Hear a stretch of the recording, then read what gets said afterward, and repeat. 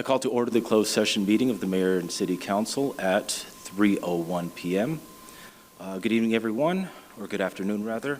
Welcome and thank you for being here, and thank you for everybody viewing remotely on your phones, online, on your TV, however you're viewing. Thank you for joining us. Madam City Clerk, if you could please take the roll. Councilmember Sanchez? Here. Councilmember Ibarra is not present at the moment. Mayor Pro Tem? Here. Councilmember Charette? Here. Councilmember Canas? Here. Councilmember Flores? Present.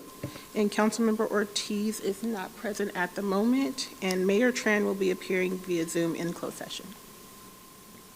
Okay, thank you. Do we have any public comments at this time? We have two. Kim Calvin, Christian Shaughnessy.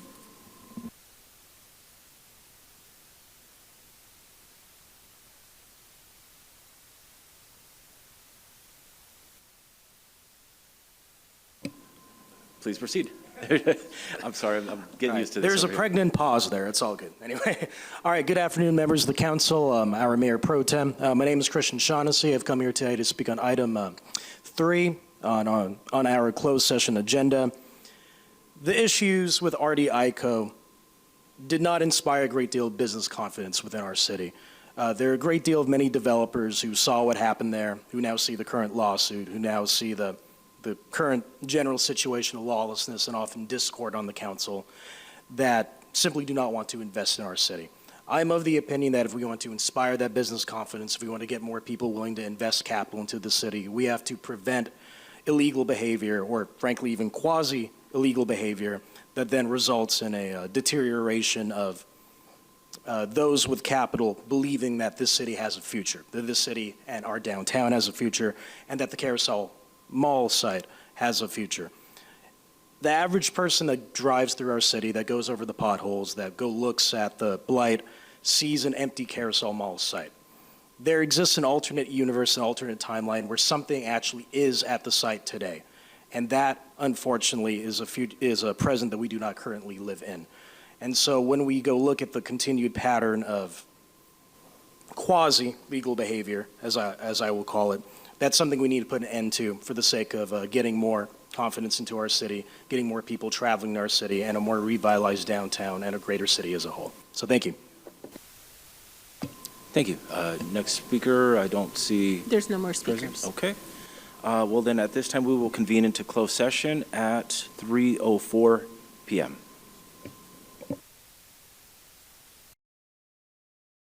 Good evening, everyone. Thank you for your patience. We had quite a lot to discuss in closed session. In fact, we're not done. We will be reconvening. We decided to come out and start the open session. So thank you for being here. Thank you to those who are viewing remotely as well. I call to order this joint regular meeting of the Mayor and City Council, and Mayor and the City Council acting as the successor agency of to the redevelopment agency of the City of San Bernardino, the San Bernardino City Housing Authority, and as the San Bernardino Joint Powers Finance Authority at 5:19 p.m. Madam City Clerk, if you could please take the roll. Councilmember Sanchez? Yes, here. Councilmember Ibarra? Present. Mayor Pro Tem? Here.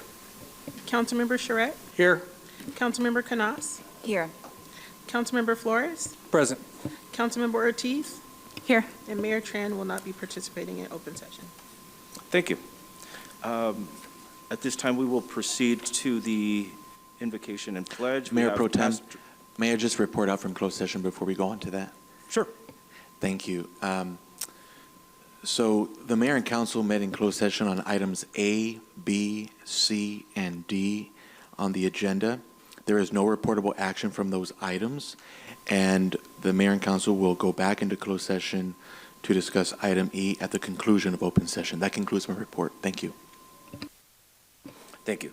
At this time, we'll have Pastor Paul E. Jones from Independent Trinity Benjamin E. Jones Community Resource will lead tonight's invocation. If you may please approach the podium at this time, and I guess if Councilmember, we don't have anybody doing the Pledge of Allegiance, so I'll ask Councilmember Ortiz if you could lead us in the Pledge of Allegiance as well. Amen. Would you please stand? Dear God, we thank you today for your loving kindness, your tender mercy. Thank you for all that you've done for us, how you woke us up this morning and started us on our way, oh God, allowing our feet to touch the ground one more time. Dear God, we ask you to come into our council meeting, oh God. We rebuke any kind of enemy that tries to stop this council from doing the job that you have them to do. Dear God, I ask you to bless every council member, bless everyone that's here, oh God. God, we give you the glory. We invite you into this meeting, and we give you the glory for all that's going to be done today. In Jesus' name we pray. Thank God. Amen. Place your right hand over your heart. Ready, begin.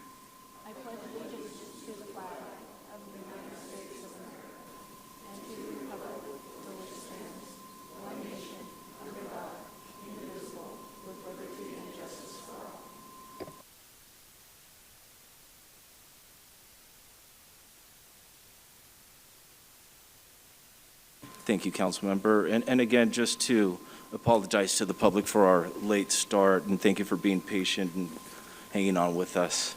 We're going to be moving a few things around because we have quite a few of appointments, but let's go over to presentation. Would that be appropriate at this time? Because I'm going to be going a little out of order here.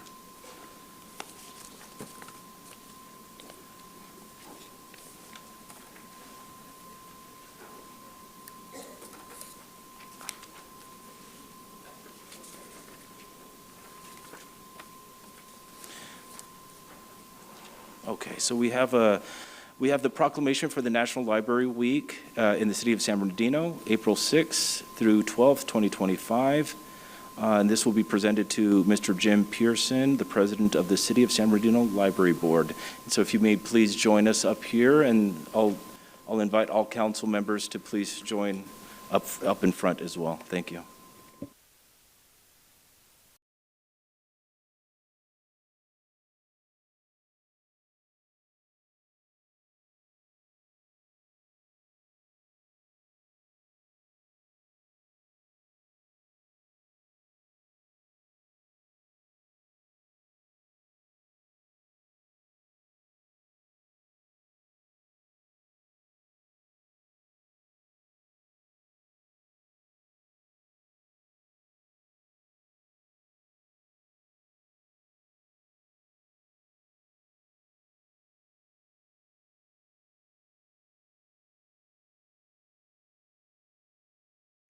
Thank you. Hi. All right, I'm going to go ahead and read this here. Whereas in observance of National Library Week, patrons are encouraged to visit one or more of the 4 San Bernardino public libraries either in person or virtually at www.sbpl.org. And whereas the theme for National Library Week 2025, Wake Up and Read, is a celebration highlighting the valuable roles libraries, librarians, and library workers play in transforming lives and strengthening our communities. And whereas besides patrons checking out books, doing research, using a PC, or enjoying free Wi-Fi, we offer various free activities such as preschool story time, crafts, workshops, author visits, entertainment programs, literacy services, and classes to help people improve their lives at no cost. And whereas our online services for remote learners, including ebooks and e-audiobooks, homework help via chat, and others are valuable to our patrons. And whereas with the support of our mayor and city council, we're looking forward to the opening of our I'm not sure what that is. Please tell me. Okay. That's not how it's spelled here. Where the public can build, create, and innovate in the fall of 2025. And whereas libraries help change lives in their communities, serving people of every age, education level, ethnicity, and physical ability, and whereas more than 22,000 people have our City of San Bernardino library card, myself included, And whereas our San Bernardino Public Library has served our community for 134 years, Feldheim Central Library celebrates its 40th anniversary this year, and if there is any city that can benefit from a free public library, it is here. That is certainly true. Now, therefore, be it resolved that the mayor and the city council of San Bernardino do hereby proclaim April 6th through the 12th, 2025, as National Library Week in the city of San Bernardino. And it's presented on the second day of April 2025. Thank you so much.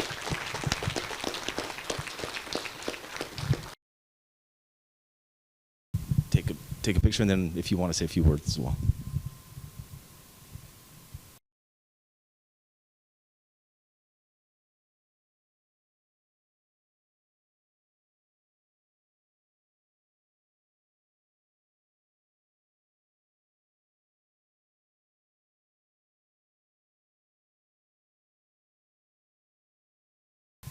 I want to thank Mayor Tran and all the members of the City Council for this, and thank all of you for being here. As it says in the proclamation, there are many programs at the libraries in San Bernardino. There aren't just books. There are lots of books, but there are lots of other programs too. And I think it would please you to find any of them available to you whenever they are advertised. Lots of flyers around. I don't know whether when you leave tonight you can go through and see some of those. But anyway, I encourage you to take advantage of the wonderful libraries that are in San Bernardino.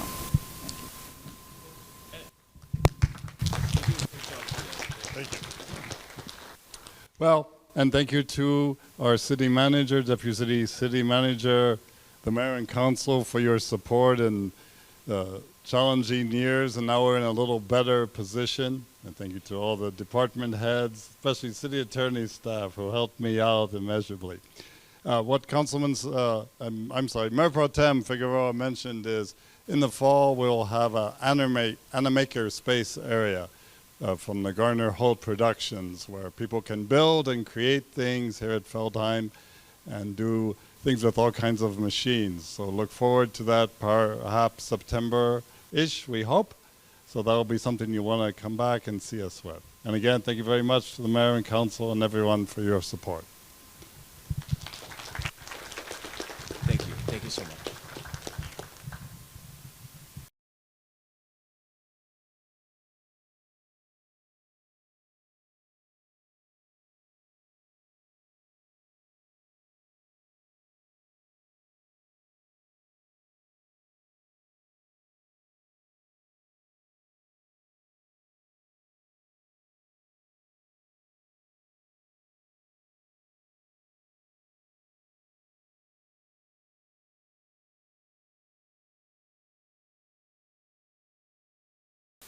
Okay, at this point, we'll move on to appointments. Madam City Clerk, do we have any public comments on items 2 through 16 at this time? We have no request to speak for any of the appointments. I'm sorry. We have no request to speak No for any request of to the speak at appointments. this time. Okay, so then at this point, I'm not sure if the council would like to proceed with approving all Move to 2 through approve as a 6 or pull any of the, okay? So if, I have a motion by Councilmember Sanchez and a second by Councilmember Charette. If we may please take the, unless you have, sure, please. Madam City Clerk, these are all the agenda from the 19th on here. So I didn't know if we're going to vote online, but We can take a voice vote and we can get it Okay. updated.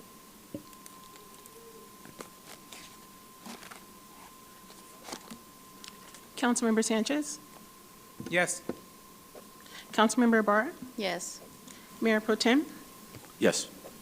Councilmember Charette? Yes. Councilmember Canas? Yes. Councilmember Flores? Yes. Councilmember Ortiz? yes. Motion passes unanimous. Great. Would like to welcome, let's see, I'll read off the names. I'm not sure if they're present here.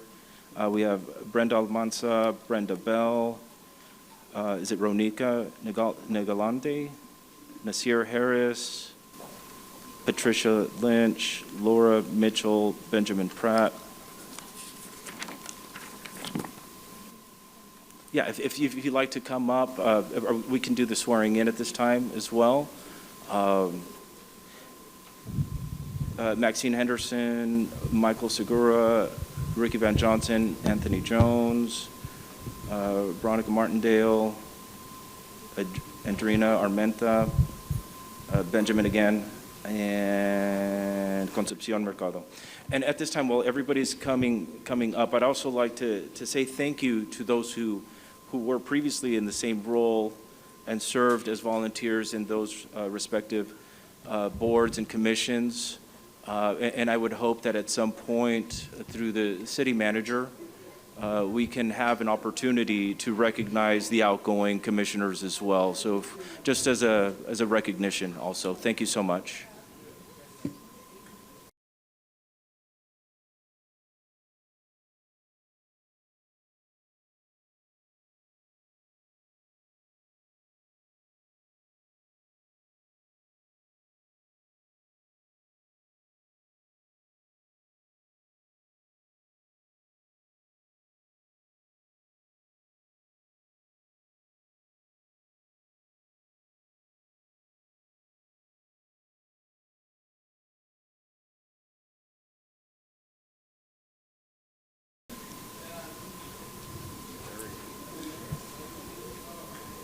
If I can please have everyone raise their right hand, and you'll state your name for the record. Do you solemnly swear or affirm that you will support and defend the Constitution of the United States and the Constitution of the State of California against all enemies, foreign and domestic, that you will bear true faith and allegiance to the Constitution of the United States and the Constitution of the State of California, and that you take this obligation freely without any mental reservation or purpose of evasion, and that you will well and faithfully discharge the duties upon which you're about to enter? Please say yes. Yes.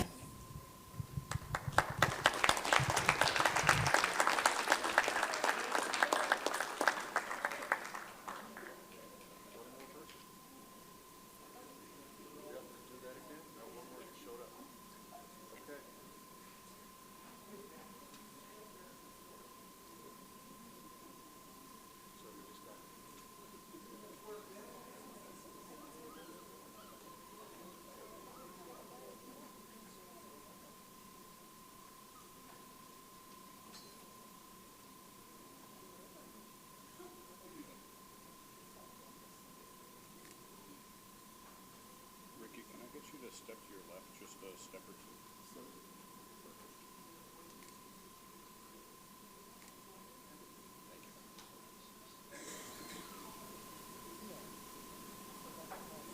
So thank you to all the new commissioners. We're going to go ahead and step aside. We're going to do some pictures, is my understanding, over here on the side. So thank you all for stepping up, volunteering.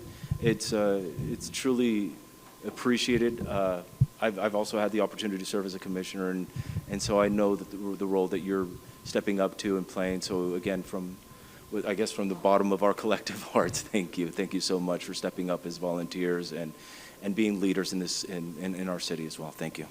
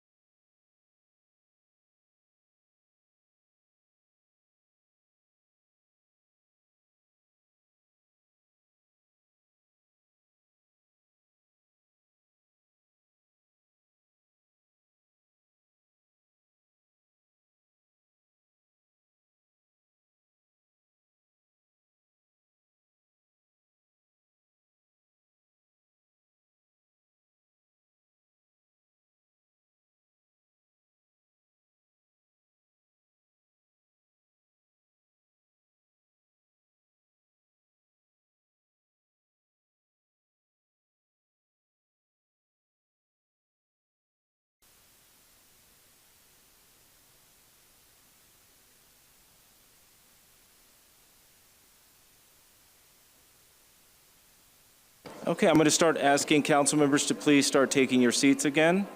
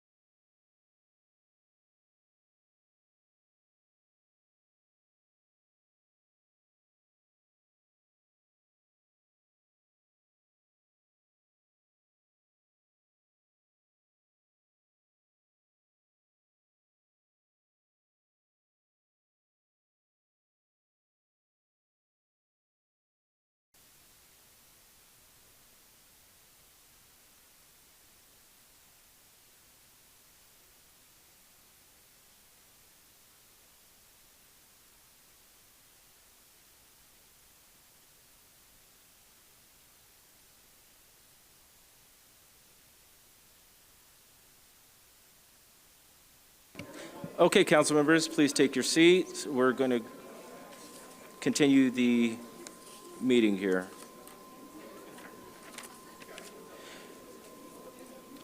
And again, thank you to all the commissioners and to those outgoing commissioners as well. And it's my understanding that at some point we're going to have a recognition of the outgoing commissioners as well. So thank you for that.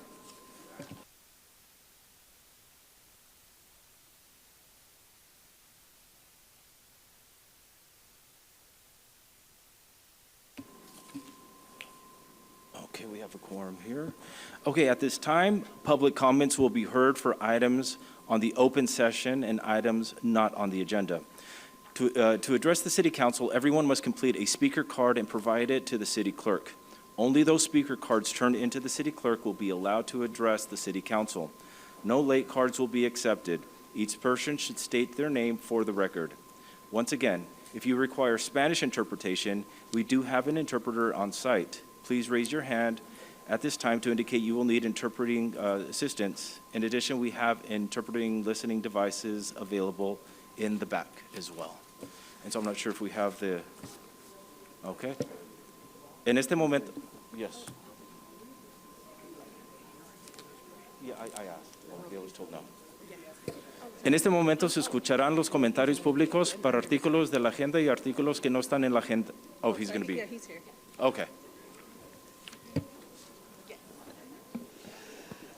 Sí, en este momento se escucharán los comentarios públicos para artículos de la agenda y artículos que no están en la agenda. Para dirigirse al Consejo Municipal, cada individuo debe completar una tarjeta de orador. Se debe completar la tarjeta de orador y entregarla a la secretaria municipal en este momento. Solo aquellas tarjetas de orador entregadas a la secretaria municipal podrán dirigirse al Consejo Municipal. No se aceptarán tarjetas tardías. Cada persona debe indicar su nombre para el registro. Si necesita interpretación en español, tenemos un intérprete presente. Por favor, levante la mano en este momento para indicar que requiere servicios. También tenemos aparatos disponibles para escuchar la Junta en español. Okay, thank you. Madam City Clerk, how many speakers do we have? We have 30 speakers tonight. 30? Okay. Go ahead and please start calling up the speakers, and if you hear your name, please start approaching either side of either podium is appropriate. Thank you so much.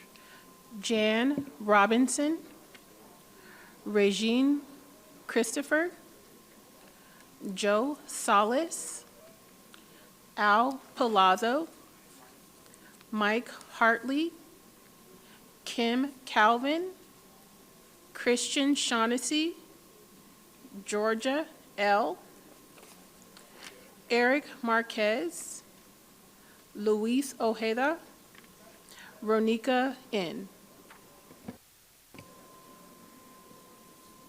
Thank you. Okay, Christian, go ahead.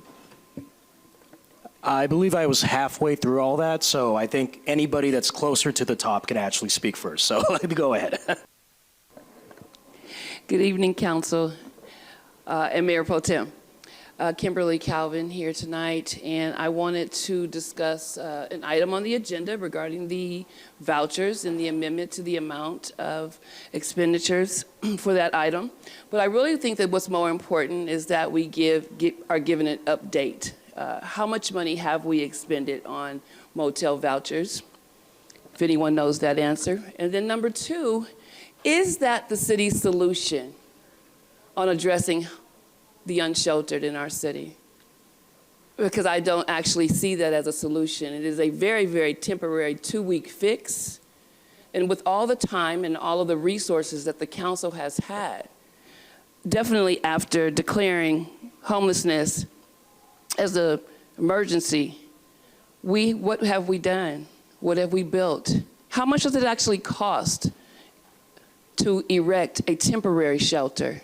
Do we have any buildings inside of our city where we can utilize for temporary shelters? So to continue to give out 2-week vouchers, acting as if that is going to solve our homeless issue here in the city of San Bernardino, I'm begging you to come up with something different, and I believe that you can do. When the question comes up why the council does not, is it just political will? Do we not want to? When every city around us is doing the exact same thing that we have the funding to do? The amount of money that's in our reserves, and just the amount of money alone that we have received for homelessness. We have not erected one building, not one temporary building, and all we continue to do is issue 2-week homeless vouchers, which just recycles the problem. And we continue to see as we push them out of our parks, now they're being pushed out of the flood channels. Where are they going?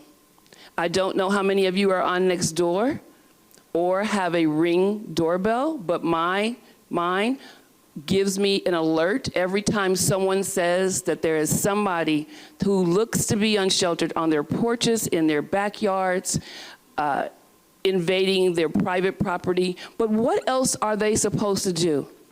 It is raining outside, hailing outside, and we are allowing them to sleep on hard concrete. The city of San Bernardino is not showing any type of compassion or empathy to the people of this city that are unsheltered. And that then does fall on you. So as you vote to provide this amendment, what is the amount of money that you have spent on shelters, on vouchers, and what is the actual plan? Thank you. Next speaker. Welcome. Good evening, ladies and gentlemen, members of the council, our Mayor Pro Tem. I do believe I won't be here for the public hearing because I have to get going relatively soon. But I did want to speak up in favor of the public housing project that will be occurring very soon, rather the continuance of that.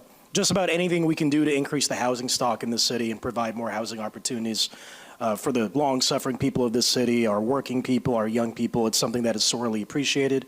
As many of you folks have heard me say time and time again, if you were the average millennial or if you were the average zillennial living in the city of San Bernardino and dare I say Southern California, you don't have that much hope of attaining home ownership and of entering the middle class in the traditional manner.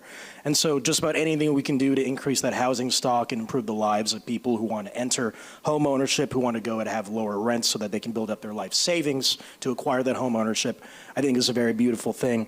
Furthermore, I also want to give thanks for the discussion item, which has to do with changing around the meeting times for so many of our commissioners. We've had many wonderful commissioners that were just voted on to be sworn in, and I think that we should make those meeting times as accessible as possible. And so that would be an utmost blessing, and thank you very much. Thank you. Next speaker. Good evening, Council. My name is Georgia. I'm here again to speak on the animal services situation. And I just want to say that I think that the city should start to realize how reprehensible our Department of Animal Services is. Let's start with how they collect the animals, using catch poles, hanging them by the throats and stuffing them into the vehicles. They come in terrified. They're labeled fearful. Then they get killed without sedation.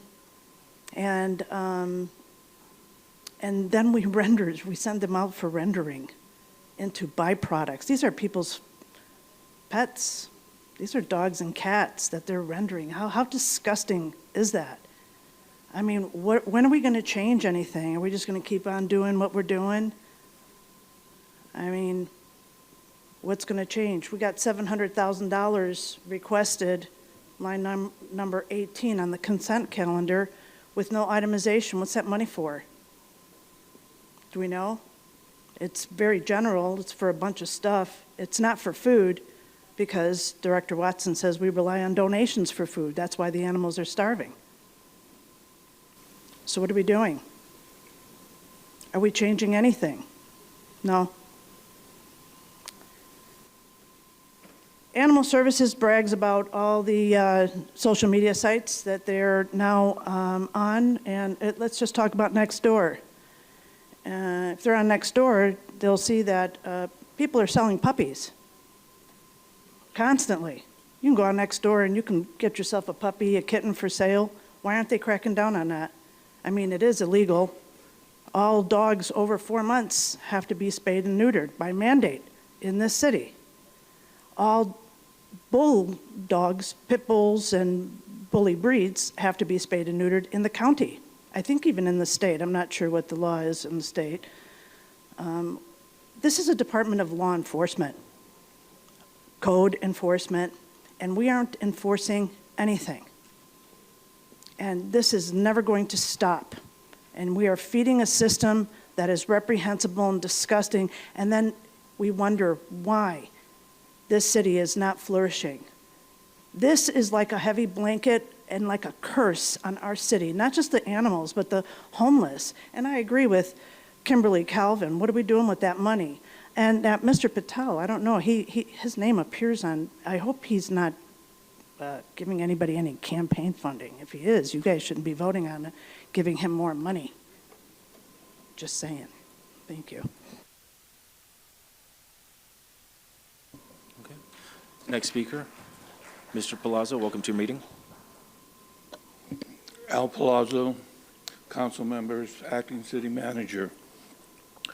I was so moved by Senator Booker's marathon speech. I remember preparing at City Hall as the first president of Future Leaders of America for the visit of Senator Bobby Kennedy Sr. to San Bernardino. I touched his hand that day. He was a champion for social justice. He would say he saw things not as they are, but as they should be. That is the kind of city manager that I would like to be. We stand on the shoulders of Dr. Martin Luther King, Cesar Chavez, and Senator Bobby Kennedy Sr. In 1964, as president of Franklin, a segregated junior high school, we invited the student councils of all the other junior high schools to a banquet and dance. Those friendships formed in the 9th grade continued through high school. I was welcomed on the Challenge Boat team to be part of a team with students from the most affluent areas of San Bernardino, the sons of doctors. But I had to beg my counselors to be put in the advanced math and science classes. From the time I started elementary school at Roosevelt to Muscat and Franklin, I had only 2 or 3 friends in classes in high school, in the college prep.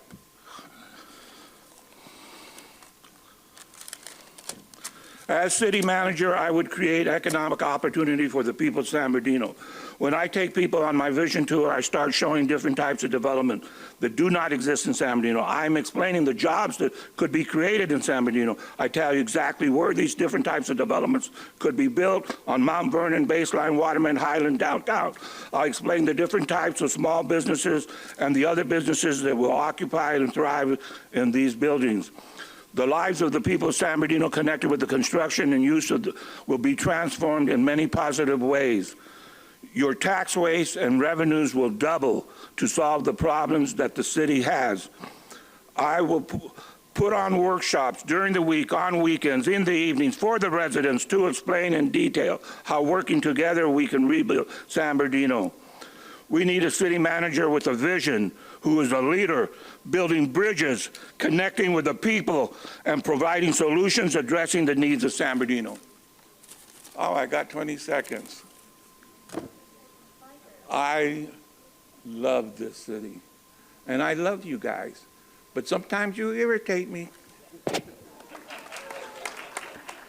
Thank you, Mr. Palazzo. Mr. Ojeda, welcome to your meeting as well. Thank you, sir. Hello, everyone. Good evening. Luis Ojeda here. Well, happy to be here once more. You know, I love the city. I'm going to say like Robert Porter, I love San Bernardino. Well, I want to start by thanking the city officials, the staff. I brought a concern up to the city manager and some of the staff members and to Mayor Pro Tem Juan Figueroa about a particular place where we have a lot of trash that we were about to clean it, and to my surprise, I drove around and guess what?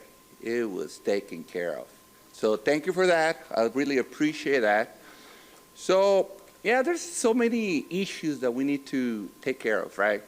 So, but we need to recognize when, you know, you guys do your job, and I really appreciate that. There's a lot of things that we need to do, right? For one is to be proactive, not reactive, right? And it seems like we always are reactive. For example, I know that code enforcement is trying to do their best, and I really appreciate that. But why they start or sometimes go to the outskirts of the city? When, if I walk out of here, right here, just across the street, I can find plenty of code violations. But everybody's here. You can see empty lot on the corner, full of weeds. The other one on the corner, same thing. So I talked to the interim city manager a few weeks ago, and I told him, I said, look, why don't we start from the center out, from the downtown out? Why? Because it's like when you go to your, in your house, right? Let's say, I don't know, you want to present your living room better than your bedroom, right? Because let's say you have a party or whatever, right? You haven't done your laundry. So it's the same thing. Why don't we care and take care of the downtown first? Just make it clean. Let's try to get those old buildings that nobody's taking care of, these empty lots that nobody cares. Everybody's like, well, it's absentee owners. Okay, so what are we doing about those absentee owners that they're not taking care of their buildings and their empty lots? How about we make them put a little nice fence, do it with abatement, so that way we can make the city in downtown looking better. The first thing that the people are going to see when they come into the courts or to any of the local offices in downtown is that things are getting better, they're looking better, and they're clean. And then we can deal with the homeless. I know it's an issue that everybody's been talking about, but it's not going to get resolved until we get the money out of it, because everybody wants to make money, but nobody wants to fix the problem. Thank you. Thank you, sir.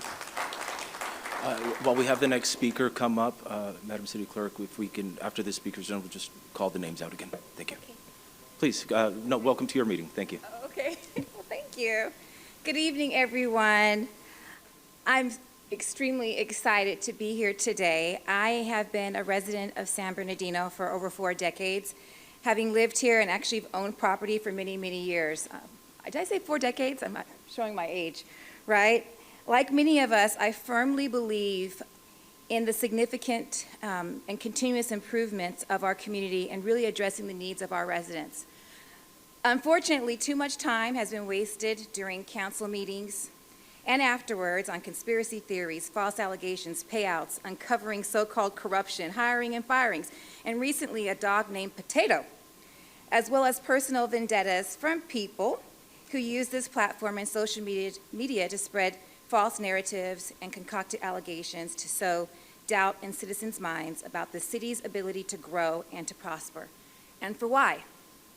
For their own personal gain. Now, we've all heard the definition of insanity, right? Right? It's doing the same thing over and over again and expecting what? A different result. Well, it's been over 8 years of the same narrative. Corruption, fraud, lawsuits, payouts, broken deals, etc.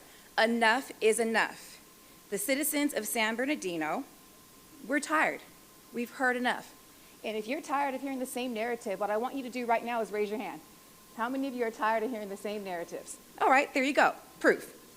Okay, thank you. It's time that we prioritize progress instead of wasting time and money dwelling on the past and frivolous nonsense. As a long-time San Bernardino resident, I urge the council to prioritize progress and positive developments, focusing on community needs. Because I will tell you, it is very disheartening to see so much time and energy wasted, especially when the city faces real challenges that were mentioned today and have been mentioned continuously: homelessness, crime, blight. In addition, council, guess what? Everything that you do is being scrutinized by potential investors. And a perception of weakness or division can deter business development and job creation. So as a council, you must be smart. You have to work together. Avoid division, because those that want to do business with us, those that want to live in our city, guess what? They don't want to be around if a council is perceived as being weak. It's imperative that you showcase the positive developments in the city, such as improvements, public safety, community outreach programs, parks, new business developments, educational highlights, how we're addressing homelessness, crime, blight, jobs, creating affordable housing, etc. This is what people want to hear.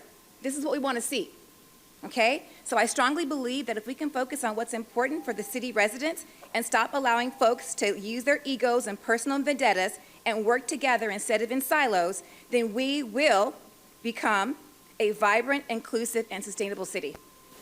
Thank you very much. Thanks. Michael Meister, Gina Moreles, Carmen Gallegos, Timothy Prince, Jesus Garcia, Zazette Scott, Jeffrey D., Effie Camacho, Ivan Garcia, Dolores Armstead. Thank you.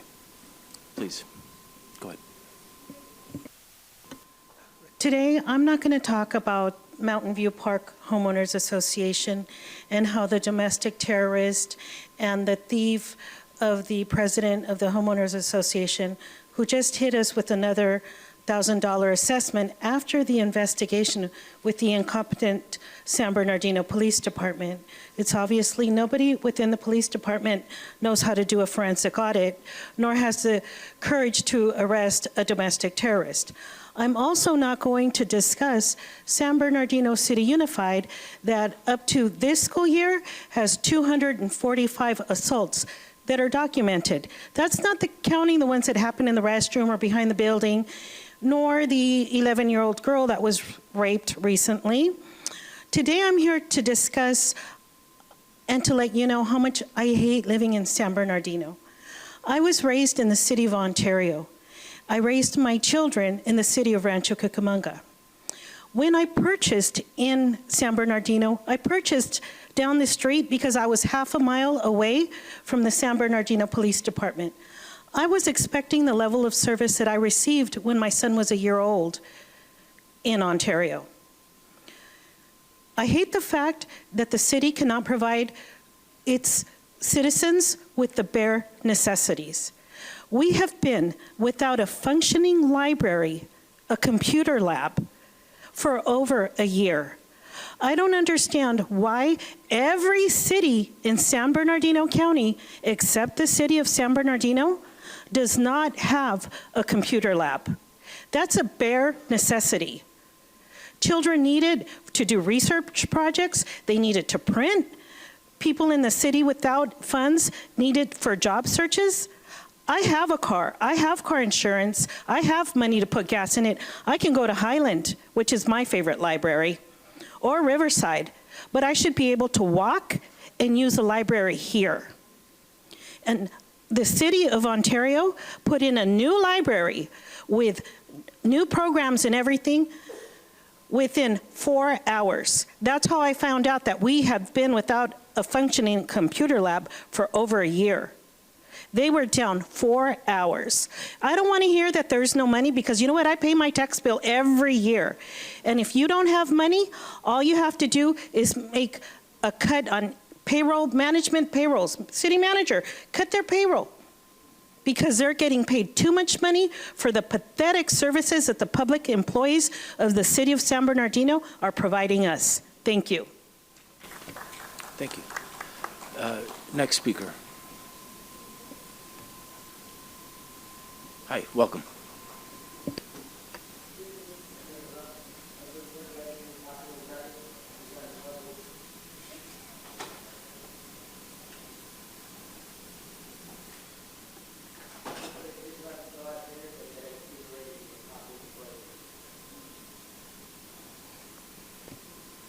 Please, hello. Go ahead, proceed. It's always exciting, huh? Hello, my name is Shazette Scott, and I am from Family Assistance Program. We have several programs here out of the city of San Bernardino. Good evening, ladies and leaders and community. April 1st marks the beginning of Second Chance Month, a time to raise awareness about the challenges people face after incarceration and to celebrate the life-changing power of opportunity. At Family Assistance Program, this month holds special meaning as we work year-round to provide the support justice-impacted individuals need to rebuild their lives and thrive. Nationally recognized since 2017, Second Chance Month began with the purpose to highlight the barriers faced by over 1 in 3 Americans with a criminal record.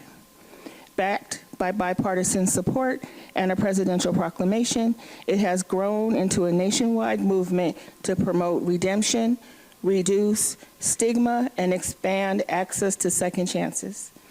At its core, Second Chance Month calls on us to challenge the stigma of justice involvement and advocate for fair policies and programs that give people a real opportunity to start again.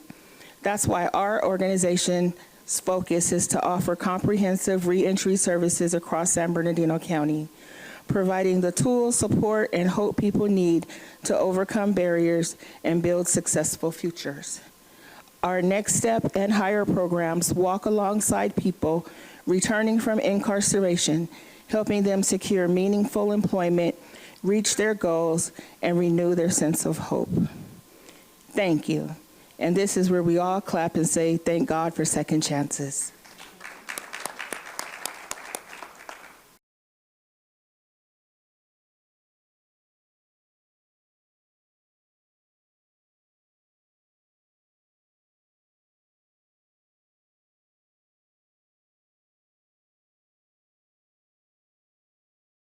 Okay. Okay. It's kind of ironic, but very well appropriate that I'm here during Library Week. Hello, my name is Michael Meister. I'm a resident here in San Bernardino, and I'm here today to lend a voice to my neighbors that need to be heard.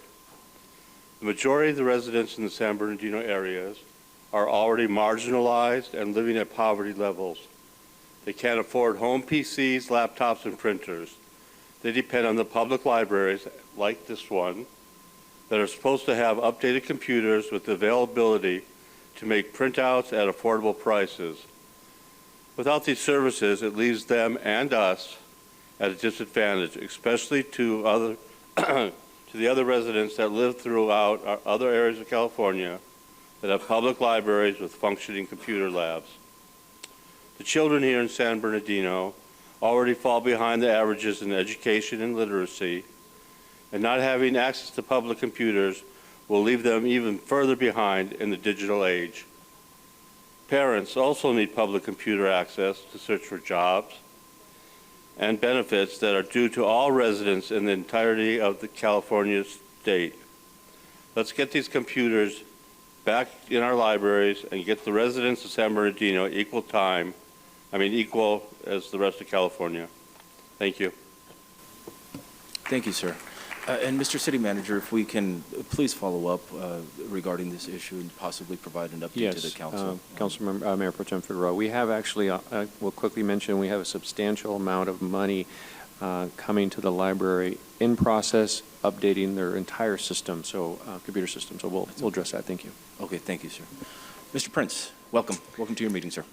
Good evening, members of the City Council, ladies and gentlemen. My name is Tim Prince, lifelong resident of San Bernardino and 30-year attorney, practicing in downtown San Bernardino, or what's left of it. Most of the attorneys, as you know, have moved to greener pastures, Redlands, other communities. Fortunately, we still have the courthouse here in San Bernardino. The item on the agenda I'd like to address first is number 24 on the boards, commissions, and city advisory committees. The Charter Review Committee has not met by order of the city manager.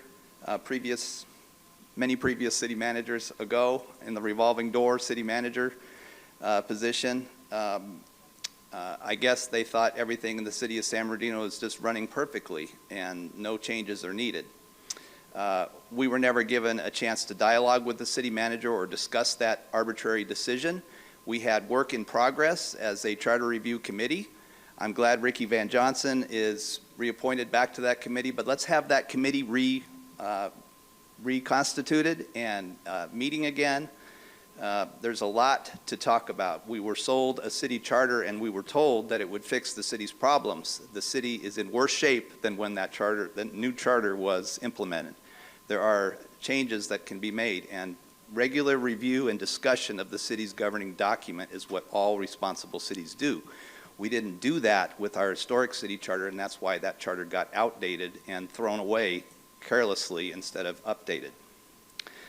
Items not on the agenda. I echo the comments made about the library computers, the delay of over a year. I know the library experienced a computer invasion and problem with the library's computer system, but that's not acceptable to keep patrons without internet access. That could have been wired up in a weekend.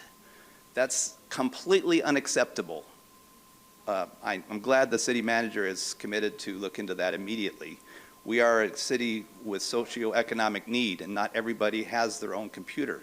So it's just vital. I can't even imagine 2 weeks without computers in downtown San Bernardino. Speaking of downtown San Bernardino, the new city manager has not had a chance to have a great effect yet. But every night you walk outside and the street lights aren't on in downtown, I don't even know how anybody can collect a paycheck in the temporary city hall. Why are we still meeting in this temporary building? Why are we paying rent for Vanier Tower office space? Why is the public not regularly updated on the efforts to reopen our beautiful Cesar Pelli City Hall and get downtown back in shape? Thank you. Thank you, sir. Please, sir, our next speaker, welcome.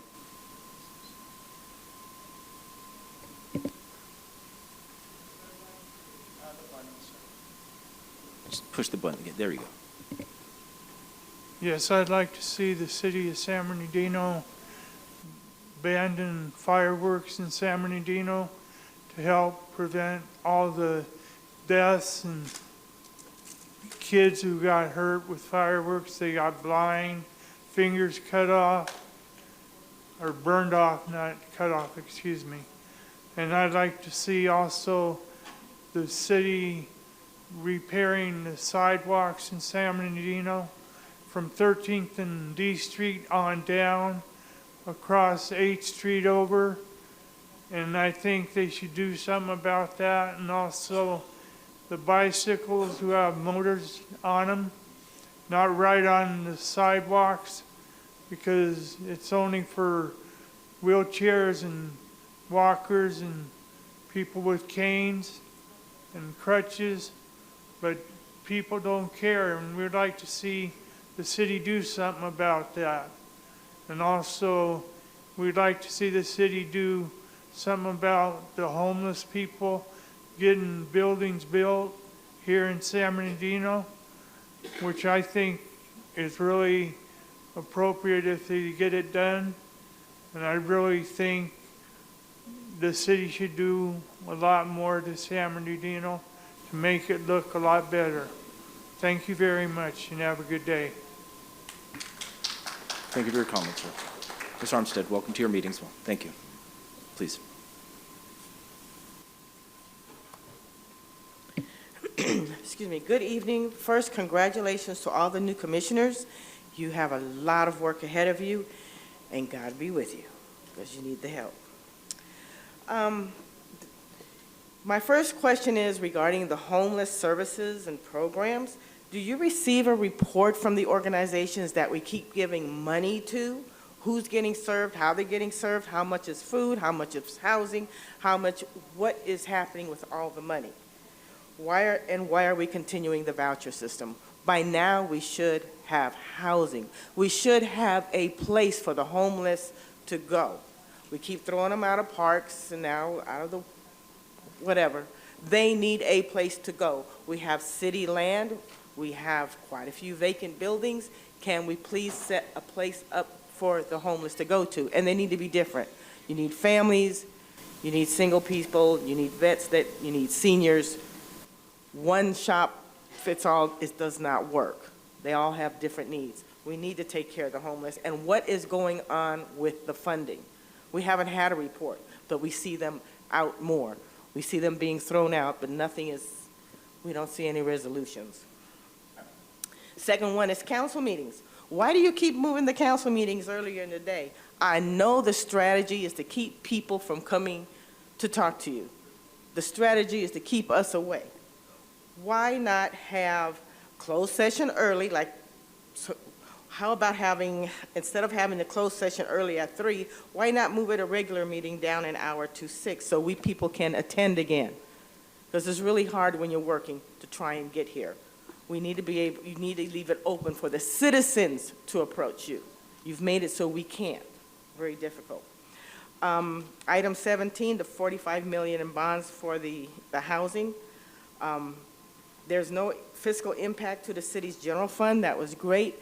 Councilmember Ortiz explained it to me, and I really appreciate it. She explained it in English, not in attorney. She explained it in English. Can you please explain it in English to the audience out there and here what it means for us? We need housing, but how is it being paid for? Are we paying for it, or is it taken care of? It's not clear. She did make it clear for me. Okay. Next, San Bernardino just got ranked as the least serene city in the state. We're the dirtiest city, the least serene city, the most crazy council people. When can we get a positive ranking? Don't you people give a damn that all we get is negative reviews? I'd like to see a positive review. And I can say the previous council, mayor on the left side, and some of you old school up there, you haven't done anything. Mr. Charette, Mr. Sanchez, why aren't we doing anything? Why aren't you doing anything? Thank you. Thank you. Next speaker, please.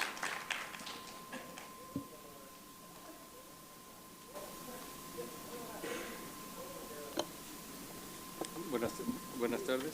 Good afternoon. Mi nombre es Jesús García. My name is Jesus Garcia. Y la razón que vengo aquí And the reason why I'm here es porque estoy muy molesto con el East Valley Water District. because I'm very bothered with East Valley Water District. En la mitad de febrero In the middle of February, empezaron a construir en la yarda de almacenamiento de ellos que queda atrás de mi casa. they began to construct a warehouse behind my property.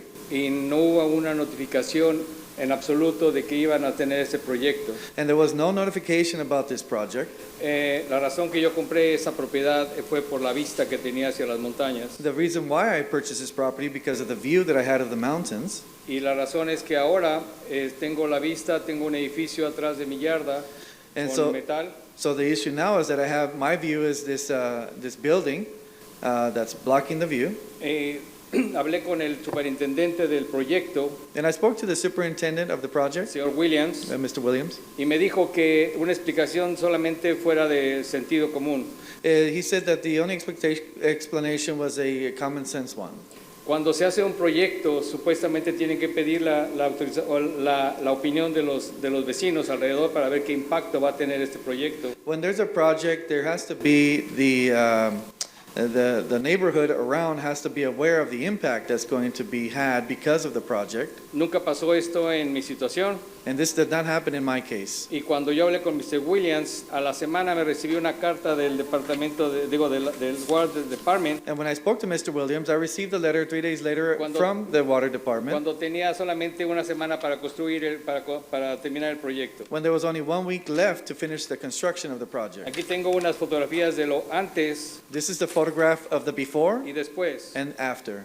No sé si este warehouse vaya a tener químicos. I'm not sure if this warehouse is going to have any chemicals. Y teniendo ellos una propiedad de 10 acres, fueron a poner la bodega atrás exactamente en mi yarda. And having a property of about 10 acres, they went ahead and put this warehouse right next to my property.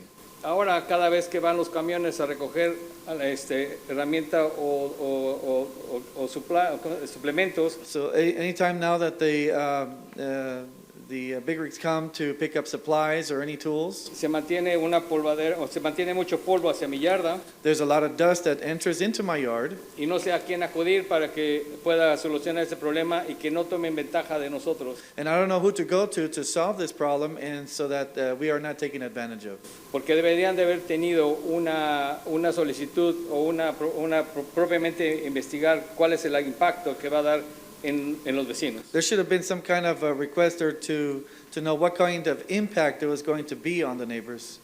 Y la única, como les digo, la única razón que también compramos esa casa fue por la vista y ahora no tenemos, simplemente tenemos un poquito de trauma por la vista que tenemos ahí. And the reason why we purchased this property was because of the view, but now we have a bit of a trauma because of the lack of view. Y ahora vengo acudo a ustedes para ver qué es lo que solución me pueden ayudar. And I approach you all to see what kind of solution you can give me.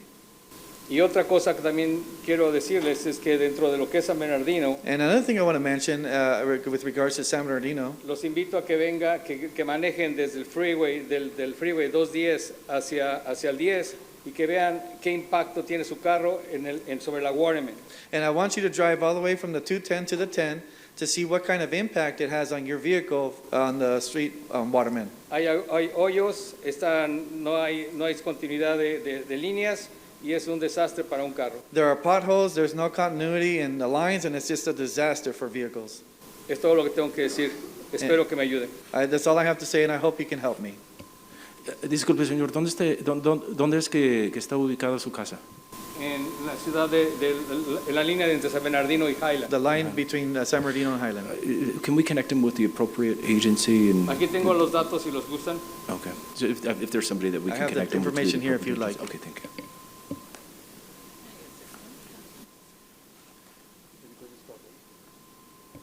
Okay, thank you.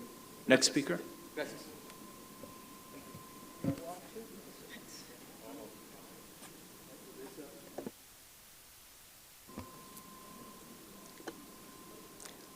Hello, I'm at I live in San Bernardino, and I've been coming here for quite a long time, and I just want to compliment the city for bringing in a hydrant for the street that I'm located, because I've seen so many fires. I think they should have put a fire department there.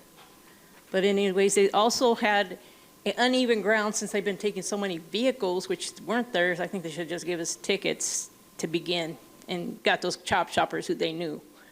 And they went in overboard on that. I think they should have took care of the code in the city first before they picked up any vehicles, because that was more important too. Because the uneven ground can trip and fall, and since you're taking vehicles that weren't theirs, they should have just, and they just, sold it anyways. But aside from that, that's transportation for people. And I was one of the people. And then I said, well, if you're taking away transportation, might as well fix the city, get the sidewalks set. But also, like I said, looking around, I've never had to deal with so much ground coverage. And what I had to deal with was medical issues as well. But on top of one, on top of the other, it really was ridiculous. And 3 years later, when I did call earlier, 3 years before, how long would it take the sidewalk to be fixed? They said 2 to 3 years. I was surprised. But I'm glad that there's been a lot of paperwork, a lot of attending meetings, going to the right departments, and they had to hire people too. So that was a step process. San Bernardino, but it's been done for a long time. So there's like before this administration, before this city workers, it was other workers as well. So they got to kind of go at that coverage, because we were next to the forest, and they should take a sign that says, do not let fireworks go on. Because they allowed children to be endangered and allowed them to burn things thinking it's okay, and it's not. And in Traction, the people who were flipping cars and bikes in there and the burnt buildings and trying to sell it are the ones that were answering the phone for the responders and got mad at me. And I had to go to court for that. And every now and then, they'll even tell me that. Oh, are you at work? I go, no. But anyways, like I said, this is I don't know who's answering the phone deal. But like I said, we know when we go to court, but it shouldn't come to that. But this city had a battle from before this. So there's like a lot of paperwork. And with all this high tech going on, it should have been quicker. So, there's a lot of hiring somebody to do the right paperwork. But I'm glad also they had a sidewalk put in. I mean, I thought we should have put a star on it. But anyways, I do want to compliment the city on working on its issues and tackling what they can. And even with homelessness, on or off the street is because if they're building buildings, nobody's going to be hired, nobody's going to be living anywhere. It's unsafe. If you got violence in the workplace and in high numbers, even with weapons, that's OSHA laws. They should have went to every property because you're burning on both ends, the property owner and the city, not attending where they should. And that just meets in the middle. Thank you. Thank you. Mr. Garcia, welcome. Welcome, sir. Hi, good afternoon. This is Ivan Garcia. I'm a volunteer resident, also CPP alumni. Mr. Bill Gallardo, go see Broncos. CPP develops leaders, in my opinion. I've been here since 2018, and I got a couple of items. I actually made some notes today to go over. First, I'd like to make a prayer. God Almighty, watch over our beautiful city staff, employees, and those that love our city and help us make San Bernardino great again.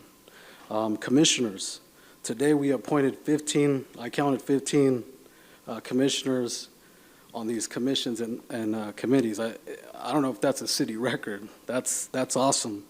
Como dice Brincos Lleras, wow. I'd also like to recognize Brenda Almanza for Parks and Recreation for wanting to be part of the change of our city and making San Bernardino great again. And I would like to say, please, please, please schedule all commissions, committees to meet monthly and delete the word council from your dictionary. There's a lot of Parks and Recreations, for example, meetings have been canceled. I think the last meeting we had was about a year ago. And then like another guest speaker said, making meetings accessible for the timeframes for different SB residents. And then another question I have is when will Code Enforcement Commission be founded and meet on a monthly basis? To hold property owners, residents accountable to clean up and do their part. A huge round of applause to the city staff, employees, and those that care about our city. CRM corrections have improved. I've seen some be closed out in literally less than an hour. That's a huge round of applause. Keep up the good work, please. CRM submitted by myself to date is 350 plus, and I got a lot more coming. And I hope they're not just closed out. I hope we can actually go to the site and look at these CRMs, potholes, graffiti, yard maintenance, you name it, homeless encampments. Mr. Kinchapa, thank you for creating Invest SB on LinkedIn, and to the beautiful staff that's working on that and bringing more businesses to our city. Chief Goodman, boots on the ground officers and officer staff for keeping us safe and helping make SB great again. And then please clean up our city so you can earn more gold stars. I've been sending emails late at night because I drive around the city and follow up. My main things are light fixtures, potholes, you name it. Please continue to be positive and things will happen. And I'd like to end it with this. I'll leave you a quote from The Secret. I recommend everybody YouTube The Secret, the video. For those that are not very positive, please watch that video. This is a quote: "Your thoughts and your feelings create your life. What you focus on with your thoughts and feelings is what you attract in your experience."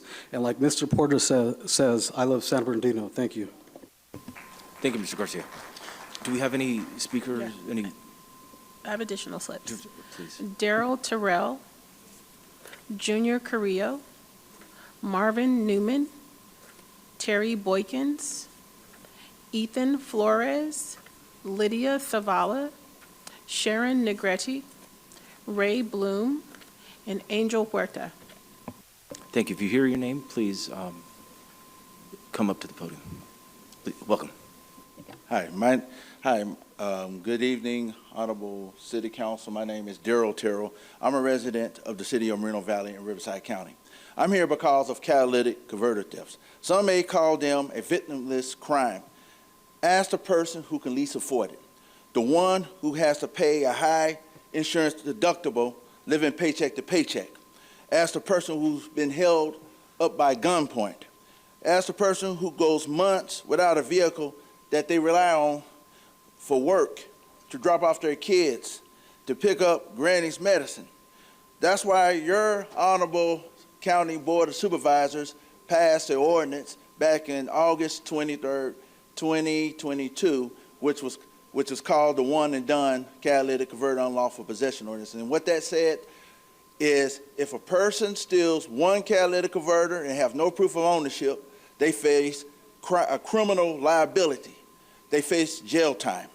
So in my county, where I live, AB 641, if you guys don't know, it's the catalytic state converter law. And what that says, it sets up for a person can steal up to 8 catalytic converters and nothing happens to them. No joke. Because the law says 9 or more is okay as long as you had an automotive dismantling permit. So what does that say? It just says, hey, you can steal up to 8. So you're making this crime illegal. So my thing is this: there are 4 cities in your county. It's 20 out of 24 that have the one and done catalytic converter ordinance. What I'm asking you as a council is to adopt what San Bernardino County did, the same ordinance like I did. Because what we did, and like I said, in Riverside County, we adopted that ordinance. All 28 cities are under the same ordinance. I went to 19 of them. And right now, currently I've been to, across this county, I've been to Ventura, Los Angeles County. I've been to Imperial. I've been to Santa Barbara. I've been to San Luis Obispo. I've been to Tulare, Kern County, all in the effort to get us on the same page. We cannot count on Sacramento to do this job because they won't do it. It's too polarized in Sacramento. We as counties and cities, especially in San Bernardino County, we got to get together. So my start is here, but I'm going to continue to go through San Bernardino County cities to get every last one of you guys' cities on the same page. So we can show these creeps we mean business. We don't tolerate crime know-how. So I hope you guys consider it. Thank you. Thank you, sir. Lydia Zavala, and I've had 2 catalytic converters stolen. I just junked the car today, Honda Element. I can't park it on the street. So I'm here to talk about numbers today because I've got this thing for numbers. and I finished my data sort for 24. I had done 2023, and now I've done 2024. The total intake of animals in 23 was approximately, well, 7,028, and the intake of animals in subsequent year 24, approximately 9,000 animals. And if you subtract the animals from the other cities, you're down to about 8,000. So we went from 7,000 animals intake approximately to 8,000. That's a 1,000 increase. That's not good because data analysis requires comparison, and we're not going in the right direction. We're going in the wrong direction. The numbers should be going down. The tragedy is that people will tell you this is really complicated. Well, this isn't NASA. We're not putting a rocket on the moon. This is an animal, this is a dog pound. It's not even an animal shelter because an animal shelter does rehabilitation. This is a dog pound. 50%, again, I remind you, 50% of the animals end up dead. 23 and 24, 1/4 came in dead, 1/4 euthanized. So the problem is that we've got this vehicle, $1.1 million vehicle that's gathering dust that we had a ribbon cutting ceremony over a year ago, and we have yet to use this vehicle for spay-neuter. Your constituents aren't going to pay $300 to $500 to have a dog spay or neutered. I assisted someone that lives near Cal State who had a litter of puppies, and I had her female spayed. And 2 months later, she calls and she says, I need that certificate of spay. And I says, oh, sure, I'll send you a picture. She says, because the animal control came by, and they're checking for licenses, which, score, amen, thank you. They're checking for licenses. But the animal control officers told her she doesn't have to get the dog spay or neutered. So we've got like a major problem here with the vision of what our city should be doing in terms of spay-neuter. The Animal Action League of Joshua Tree is a nonprofit. Do you know how many animals a year they spay and neuter? 5,000 animals. That's like 4,000 more than your city even adopted. And if it wasn't for the nonprofits, you'd really be sucking swamp water because they adopted 2 times as many dogs as our city. Thank you. Next speaker, please. Welcome. Good evening, City Council, City staff. It's a pleasure to speak before you. My name is Ethan Flores. I'm a student and community member. It was the 19th century philosopher John Stuart Mill who once said, it is better to be a human being dissatisfied than a pig satisfied. Better to be a Socrates dissatisfied than a fool satisfied. And living in San Bernardino, I used to find myself as a dissatisfied pig. As a resident of San Bernardino, I have noticed that many of our city problems have been caused by Councilman Theodore Sanchez. While these problems are numerous and varied, I would like to highlight the not so small homelessness problem that is out of control in Ward 1. As many of you know, there's a large unhoused encampment by Nunez Park. Yet, what many of you do not know is that Nunez Park is located by the Lido Creek Basin that is likely, like many flood ditches, county land, and private property, is used by the unhoused to evade our city encampment suites. When we move these unhoused individuals out of their encampments all over the city, they simply move out and occupy this area which leads back into the park. This highlights the fact that right now, displacing these camps has yet to lead to a sustainable solution or problem. We're pushing them out of one park to the next, then pushing them out of the park trajectory and property to another adjacent property. We need a resolution and ambitious effort to work towards rehabilitation of the unhoused while working with county departments such as OHS and APS to lead to the charge of this effort. This effort is led by Councilman Dr. Ortiz and other council members to start moving and working alongside the county. Thank you for that.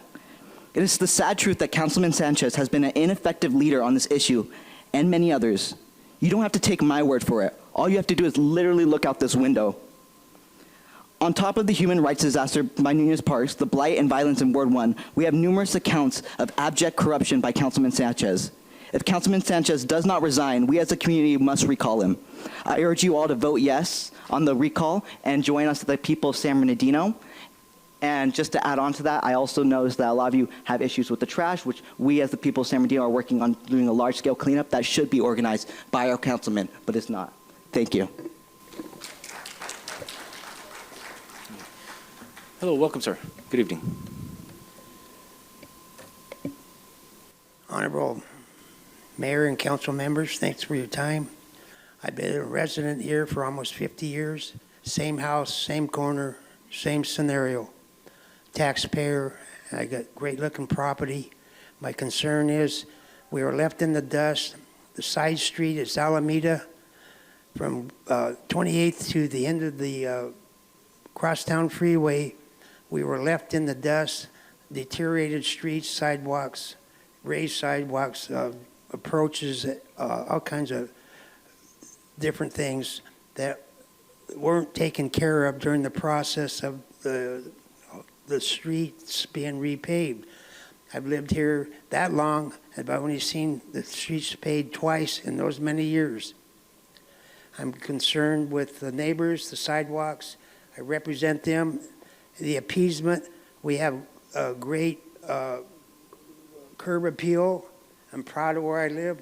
I have the best looking house in the entire area, and I hate to see the deterioration of one little street that hasn't been taken care of. I asked for the ruts and the chuck holes and everything else that was in the street. I got my neighbors to call in. They come out and throw cold patch out there. It's going to last about a few days. That's a slap in the face. I want to know where these questions go or where they're being answered. How do we get the answers? When are you going to take care of this process? It's just a small street, and we're proud of what we got. We're taxpayers, and we're trying to keep our property up and not let the renters and other people run us down. I want to keep the pride that I have of this city since I lived here. I retired from this city. I'm a veteran. I want to see things done. I want to see some action. I want to say that my say tonight had some meaning and make the neighbors come together and be proud and be a nice community of neighbors again. If you would do that, I'd be so appreciative because you've done well in other areas. But don't forget, we're taxpayers too. You're the guys who put the signs on our sidewalk when it comes to election time. So remember that too. So thank you for your time. And I hope to see some progress and not waste the city's money or the workmen that come out there to throw a bunch of asphalt out there. That's a slap in the face. I could do that. I was a maintenance man. I could see the that's shoddiness. That's a poor approach to a fix. That's poor. Represent our city and let's get it done, okay? Talk to your neighbors. Thank you, sir. Next speaker. Yes, my name is Angel F. Huerta Jr. I'd like to thank everybody from the City Council regarding the airport, the Mount Vernon Bridge, Fifth Street Park, the Waterman Gardens redevelopment. But also I want to talk about where I want to know whose my ward is.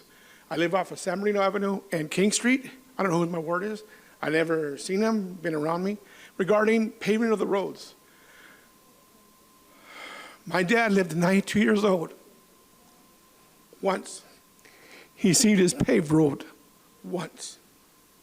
Why can't we, citizens matter. Citizens matter. We pay taxes. Why is it not getting done where I live? Why? You guys have workers that go by, neighborhoods, cities, they take notes. You guys have records. You guys have filing records when it's been done. Why are they doing it over and over again, one street in 5 years? Why can't they do the residents? They don't visit us. They don't know us. They don't talk to us. Please help us out. Thank you very much. Thank you. Next speaker, please. Welcome. Good evening, council. Mayor's not here, but staff and residents. My name's Ray Blum. I'm a lifelong resident of San Bernardino, business owner, and now the president of the newly formed Downtown Neighborhood Association. First of all, I want to thank our council members that came out, Councilmember Flores and Ortiz, to our launch 2 weeks ago. We had the mayor out, and we had about 200 guests that came out that night to be a part of the relaunch of our downtown, I believe, and work towards something better. I want to thank everybody for that. I wanted to let you know that we're planning a follow-up. That night we did a survey. We had almost 100 responses of what are the priorities. On April 22nd, we're going to be holding a planning session. We'd love to invite the council, mayor, leaders, and city residents out, business owners. It's going to be located at Noah's Restaurant. It's going to be from 11 a.m. to 1 p.m. It's a lunch session, planning session, so we hope you can make it. And the goal is to be able to see what our top goals are and come up with some plans to achieve them. I want to thank you guys for the work you are doing. I recognize we're not an easy city, and I hope that we can come together behind the vision and create some unity and create some progress in our downtown. I will concur with Mr. Prince said. I would love to see us look at ways to get back in our city hall. I hate that when I come down to the city, I got to figure out which building we're in and that we're renting. One of the things I believe in as part of breaking the cycle of poverty is moving from renters to owners. We own a beautiful city hall, and we need to find a way to get back into it. With that being said, this Saturday, April 5th, there's going to be another event that we're going to be part of in downtown. Pastors United is holding a prayer vigil at City Hall at 10 a.m., and we'd like to invite the public and our leaders out that night. Thank you for having me. Thank you. Thank you for joining us this evening. I believe you might be the penultimate speaker. Almost. Sir, welcome to the Great. public. Mayor Pro Tem, thank you. Terry Boyk is Executive Director of Project Fighting Chance. Honored to be here. March 8th, Project Fighting Chance was, exposed to a national spotlight with PBS. If you didn't have a chance to see the segment, we were able to be featured in that. Once again, prior to that, we had been featured with Jim Fallows for a number of years, and then, of course, Hopefuls, which was a journey of our competition team. But on that day, Project Fighting Chance, as a result, received overwhelming response from around this country of individuals that were cheering for what we were doing, and, of course, the efforts with Terrible Terry Washington and the accomplishments that he's had. We receive outpouring to this day from individuals around the country that we do not know that wanted to champion what was happening in San Bernardino. You can do it. We're counting on you guys. This is from around the country. And in addition to the outpouring of support, we also receive from individuals around this country donations that was absolutely phenomenal. Individuals we do not know. Individuals that heard about what was going on in San Bernardino, what we were doing with young people, and these people sent checks, and they continue to send checks because they want San Bernardino to win, because they saw that we have champions that we're able to work with after school, competing nationally, ranked. It was absolutely phenomenal. And so I wanted to let you all know that that was something that was very positive that came into San Bernardino with PBS champion that particular exposure. And so we appreciate being able to support what is happening. We are at Ruben Campos Community Center at Nunez Park. We're very excited about being there, and we look forward to an ongoing relationship with the Parks and Rec to stay there. I say that because we also are preparing for our summer enrichment program, which begins in July, which most of schools and programs are dark in July. Project Fighting Chance is going to stay open. And we are going to commit to having 100 youth that we will have from 8 o'clock in the morning to 6 o'clock at night. We will commit to that. But we also need to make sure that when we had the recognition of the CDBG award last year, we don't know where that stands. We have not had any updates. We do want to make sure that that room and those spaces are ready, that space is cool. During the summer, it gets very hot in Ruben Campos, and so we were hoping to use some of the CDBG funds to make sure that these 100 young people that are going to be coming there for an experience of fitness and enrichment and arts, that we're ready to go as a staff to accommodate them with those resources. Thank you very much. Thank you, sir. Thank you for all the work that you do in the community as well. You do a great job. Thank you. Next speaker. Welcome. Welcome to your meeting. Hi, Sharon Negretti. I don't understand why city council members are so complicit with the systematic abuse and neglect at the animal shelter. I just don't get it. I don't know why it's ignored. The shelter's recent post on Facebook about their new offices generated over 140 plus comments that were all negative, that they were furious that they prioritized those offices over getting the new kennels in there. That shouldn't have been done. The shelter director is a rogue agent operating with impunity. Animal control officers harass citizens. There's substandard reports demonstrating incompetence and corruption. This isn't negligence, it's a deliberate disregard for the animal welfare and citizen safety. The recent shelter tour was a sad attempt to cover up the corruption. Treasurer Ortiz, where are those promised vets? The potato case is another ridiculous money grab. The judge's final judgment is absurd. He stated, since the time that the dog Potato was taken into possession by the city, there have not been any further reported incidents involving any dog similar to the dog Potato. This corroborates the city's identification of the dog Potato as the dog responsible for the subject incident. Did he forget that the stray dog that did bite was impounded too? Did he just overlook that?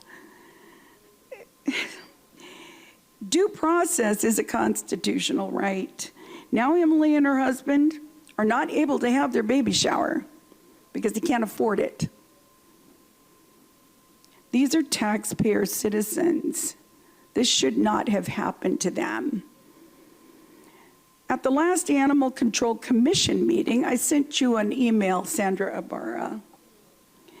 After the meeting was adjourned, okay, Vice Chairperson Gary Blake's dismissal of a concerned citizen as he called her a whack job out loud as he told her to get out. The meeting was adjourned. This exemplifies his incompetence and arrogance. Chris Watson's aggressive confrontation by getting in her face could have been handled by simply calling security. There are better ways to address taxpayer citizens' concerns than to be forced to be removed. Thank you. Thank you. And, oh, we have one more. Mr. Carrillo. Welcome, sir. Junior Carrillo, good afternoon, Mayor Pro Tem and council and staff. I continue to be positive. I mean, there's just so many things that we're not aware of that are happening in this city that we're moving forward. I mean, if you want to dwell on the negative, you're going to look at this city and you're going to say we're on the down. We've got a lot of good things happening, but we need to start focusing. I saw 3 people speak today, and I want to thank Lynn Merrill for stepping up and talking to that one individual that had a problem. I want to thank for Theodore, and I want to thank Juan that came down and had these problems down here. They wanted to I'm going to get involved. I mean, I saw these commissioners get commissioned today, and I'm going to get involved because we have too many people coming here thinking they're going to ask you a question you're going to answer. It doesn't happen that way. They come here, they complain, they leave, and they badmouth our city because they don't get an answer. I've got 2 people here I'm going to follow up on. And you know what? I'm going to talk to the commissioner that's responsible for this, and if they don't handle it, I'm going to handle it because I'm focused on moving this city forward. And you know what? I'm tired of hearing these people come down and complain, and nobody listened to them. You know, I mean, our council people have a huge responsibility. Not that they shouldn't be aware of this, but if we let every person come up here and badmouth every single one of our council person because there's a little bit of speeding in their neighborhood, their street's not paved, there's potholes, there's theft. I voted for my councilman to make the decisions on the multi-million-dollar choices that are going to really help our city. If they've got to spend 10 hours running all over town addressing potholes. That's not what I elected my council person for. I mean, our commissions should be involved. I mean, I am on Public Works, Public Safety, which is Public Works, PD, and Fire. And anybody that comes to this podium and badmouths our city because of that, I need to go get their number and follow up. And I will. And I am going to continue that every meeting I come here. When I see somebody complain, I'm going to go get their number. We may not have a solution, but you know, we can tell them we don't have a solution. When I come to you with a problem, all I want you to do is tell me, I can help you or I can't help you. And I think that's what these people want. And I'm here to encourage people to put faith in our commissions. And if the commissions can't do it, I mean, I go to Fred when I need to, but I want to try to take care of the small stuff to not bother Fred. Kim Canas, I walk with Kim Canas. She's not even in my ward. But you know what? I respect what she's doing. I respect every single one of my council people. And thank you so much for what you do for our city. Thank you, Mr. Curry, and thank you also for serving as a commissioner. Thank you. Mr. Marquez, welcome to your meeting. Good evening. I'm Eric Marquez. It's a pleasure to speak before all of you today. Now, after my last public comments, someone I admire greatly gave me some advice. If I want to be taken seriously, I should talk about what's on the agenda. She's right, and I didn't really think anything of it until I realized, do I really want to end up a politician taken seriously, supposedly? Like my pathetic example of a city councilman? Or even worse, supposed community leaders who just brown nose to them because they get a seat on a commission and gatekeep what few community outreach groups there are that are active.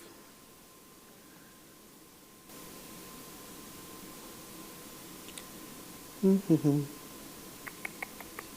let's see, where was I? I want to be the kind of person who can foster real togetherness and change, and not just bitter and old. Most of the people I want to reach out to won't listen or hear this. But I want them to know we must exercise our right to assemble peacefully and solve problems together. We cannot rely on impotent leadership. Okay, so that's the professional portion. Also, I had this little event the other day, the Eric Marquez Assembly. A couple people showed up. It was fun. Well, either way, now it's a private group now. So if you're interested, you can contact me. We would love to have you. We have it at the Enterprise Building, well, currently, maybe other places in the future. And you can check my website, eric-marquez.com. You can get my contact information through there. And now, check my website. Oh yes, cat and garden report. I still think I'm better than all of you because I have a cat, and also my garden's full of weeds. Oh, and I'd rather be a clown than an idiot. I don't know where I got that from. 24 seconds. Brown nosing, rather be a clown, cat, garden. Also, I want to save the best for last, which is why I came up last. Also, Junior's an apologist for Fred.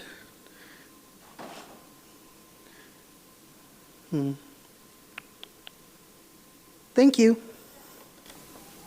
Mr. Marquez, thank you. And Mr. Salas, welcome. Good evening. Thank you for keeping the lights on. I think we have many potential U.S. senators in our community that can really bring the community together. So really quick, I wanted to talk about the item about getting our commissions to meet at a time that could actually get there. I've been a commissioner on the Parks and Recreation for about two years and maybe 2 months, and we haven't met in about 9 months. Now, it was a lot easier when I was able to get here. I worked in the community, but now I'm working a lot further off. I just got off work, and it's difficult to do. So I think as much positivity we had with our 15 new commissioners, thank you, council members, for having such a large stock of great commissioners.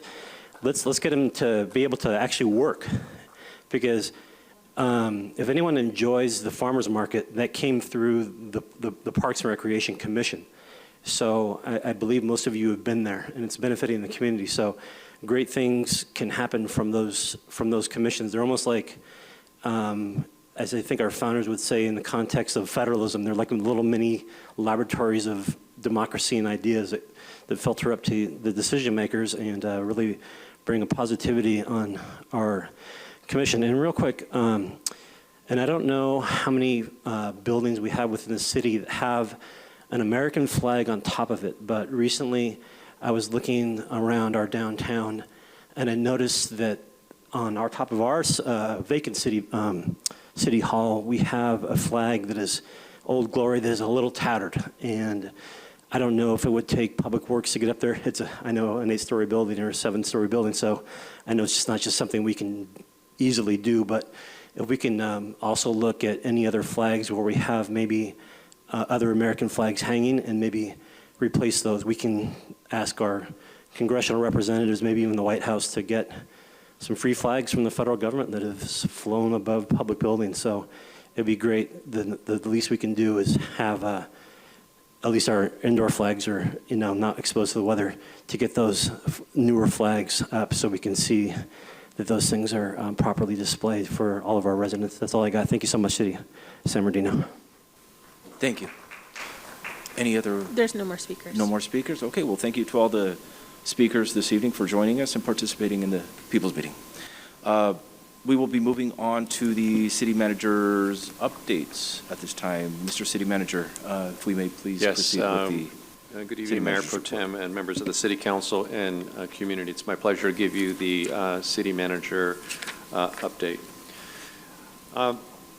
City of San Bernardino has begun work to repair 27 small street segments and locations across the city.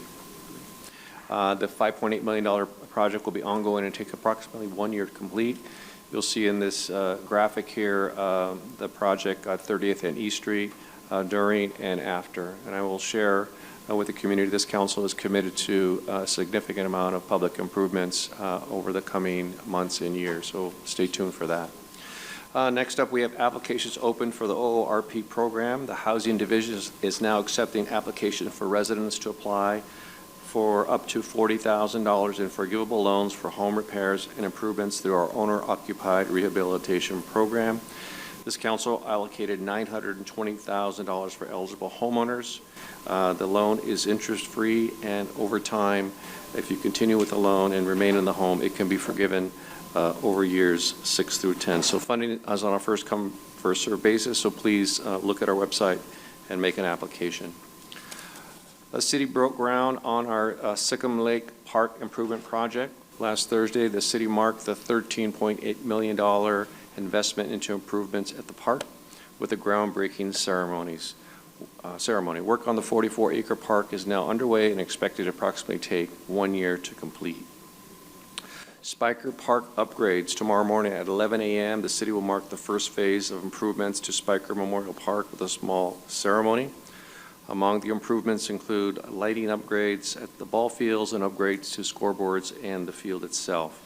Financial support for this project comes from the County of San Bernardino and the San Manuel Band of Mission Indians. Another project underway at Spiker Park is the replacement of the East Side Skate Park. This city-funded project is in its final stages, and a grand opening is expected to take place in May. The commitment to the animal shelter. Last week, the Animal Services Department opened its new customer service center at the animal shelter. The new facilities included expanded customer service center, dedicated space for foster and volunteer programs, and space for the Lang Foundation staff. Earlier today, the Animal Services opened an additional 34 kennels at the Chandler Place shelter. These kennels will be used to house additional dogs as well as to be used for animals needing special treatment or medical isolation. Again, thank you to the San Manuel Band of Mission Indians for helping fund the new facility. Last week, our economic development team, led by Ken Chapa, attended the annual ICSC conference in Monterey. At the conference, Ken and his team met with 12 firms to discuss retail opportunities in San Bernardino. Context of the conference will help build additional discussions with site selectors in our community. ICSC is a well-known organization that promotes retail and commercial development. It used to be known as the International Council of Shopping Centers. On March 21st, Jose and Claudia Castillo celebrated the opening of Tacos y Mariscos Panza Verde at 1150 North Waterman Avenue, just south of Baseline. The Castillos got their start during the pandemic with a food stand, and now they are excited to have their own restaurant in town, so congratulations to the entire Castillo family. And then finally, in some city news here, the Chavez mural will be unveiled at Lattle Creek Park. We'll be unveiling a new mural featuring Cesar Chavez at the Lattle Creek Community Park Community Center at 11:45 a.m. on Wednesday, April 9th, and the mural was painted by local artist Christian Marcial. Public Works inspired our Monterey Elementary School students at Career Day. On March 20th, Public Works Civil Engineer Ramon Eddie Mendez, Ryan Castillo for the Traffic Division, and Sal Guerrero from Land Development met with students to talk about them and what they do in a typical day. Thank you for the team at Monterey Elementary for putting on such a great career day to all the students and being such a great audience about learning about possible career opportunities in San Bernardino. Mayor Pro Tem, that concludes my report. Thank you. Thank you, sir. Thank you to you and to all our city employees for the work that they do day in, day out. Thank you. Thank you so much. We will be moving on to the public hearing, item number 17 at this time. It is the issuance of tax-exempt bonds by the California Statewide Communities Development Authority for Arrowhead Grove Phase 4 and adopt Resolution 2025-268 approving the issuance of bonds in an amount not to exceed $45 million. I'm opening the public hearing at 7:09 p.m. Would the city staff please provide the presentation at this time? Mayor Pro Tem Figueroa, members of City Council, we're going to present you with a PowerPoint on the subject matter that is on the agenda this evening. That presentation will be given by Trina Perez. Thank you.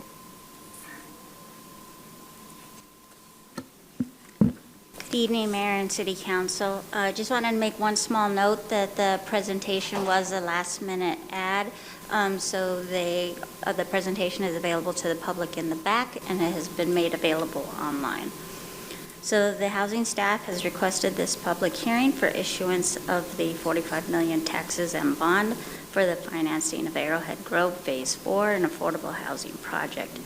We're also requesting approval of the resolution for issuance of the bond. The Tax Equity and Fiscal Responsibility Act of 1982, also known as TEFRA, requires a public hearing. This hearing is a form of public approval of the taxes and bonds. This allows members of the community to express their views for the proposed issuance of the tax-exempt bonds.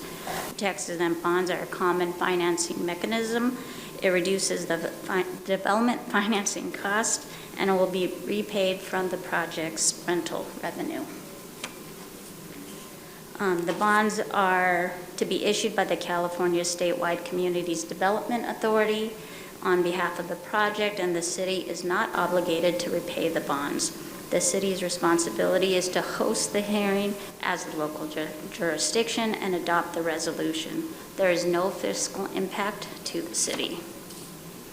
And this is just an update on the project information. The borrower will be Arrowhead Grove 4 LP, developer National Corps, commonly known as CORE. The issuer is California Statewide Communities Development Authority. And the purpose is for the financing of the development of the 92-unit affordable multifamily rental housing project. This is a collaborative effort with the Housing Authority of the County of San Bernardino, National Corps, the nonprofit developer, the County of San Bernardino, and the city. The city share is estimated to be $4.9 million, which was conditionally committed in October of 2024 by the mayor and council. In June of 2025, the housing staff will return for the formal commitment of the home funds. The development will also include a community center. The north wing will feature services for health-related services. The east wing will be designed for nonprofits offering various social services. The total complex will provide office space for the tenants and community-focused areas to serve neighboring residents. The city has already previously funded the first 3 phases of this development in partnership, again, with the organizations. The total development cost is $135.5 million, with 322 units developed. And just to recap, so we're conducting the TEFRA hearing. We're adopting the resolution, asking for adoption of the resolution for the issuance of the bonds not to exceed $45 million for the development of Arrowhead Grove Phase 4. Authorize the city manager or designee to take any further action for the issuance of these bonds. And I can now take any questions. Thank you. Do we have any requests to speak? Does anyone wish to speak on this item?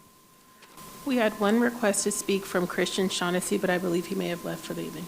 I don't see him. Yeah, I believe he did make a comment that he wasn't going to be able to stay around for it. Okay. Okay, so then I am now closing the public hearing at 7:13 p.m. for deliberation and action. Do we have any discussion or comments from the council at this time? Councilmember Sanchez. We've closed the hearing now, so we can move to approve this. It's an excellent project. There's phase 4 that'll bring 92 much-needed units to the city of San Bernardino, and then there'll be a phase 5. And this comes at no cost to the city. The city is just conducting the hearing, the TEFRA hearing, and so I move to approve. Okay, And I second. So we have a motion was made by Councilmember Sanchez and second by, I think, Councilmember Canas. Councilmember Canas. Councilmembers, please utilize the voting buttons. I see it popped up already on the screen. I apologize, to the cast your- voting, it's not working right now. Go ahead and take a voice vote. Okay, so then we'll go ahead and please proceed with the vote. Councilmember Sanchez? Yes. Councilmember Ibarra? Yes. Mayor Pro Tem? Yes. Councilmember Charette? Yes. Councilmember Canas? Yes. Councilmember Flores? Yes. Councilmember Ortiz? Yes. Motion passes unanimous. Thank you. Thank you for the report as well. We will be moving on to the consent calendar at this time. Mr. City Manager, are there any items being pulled at this time? No items to be pulled. No items, okay.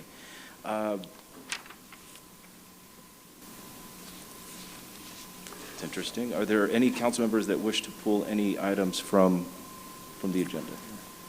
I'd like to pull item 18. Councilmember Ibarra. Pull item 18. 18. Councilmember Canas.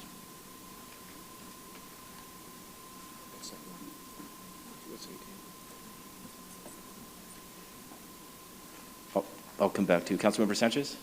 Yes, I have one to pull. Okay, I'll come back to you as well. Councilmember Ortiz? 21. 21. Councilmember Flores? None. Councilmember Charette? None. Councilmember Canas? Any polls? No? Oh, okay, thank you. 20. And Councilmember Sanchez, 20. If I may please have a motion to... Second. Moved by Councilmember Charette, seconded by Councilmember Sanchez. If we may please, Madam, are we doing digital vote or, okay. Yes, if you see it pop up, then we can do digital voting. Is it there?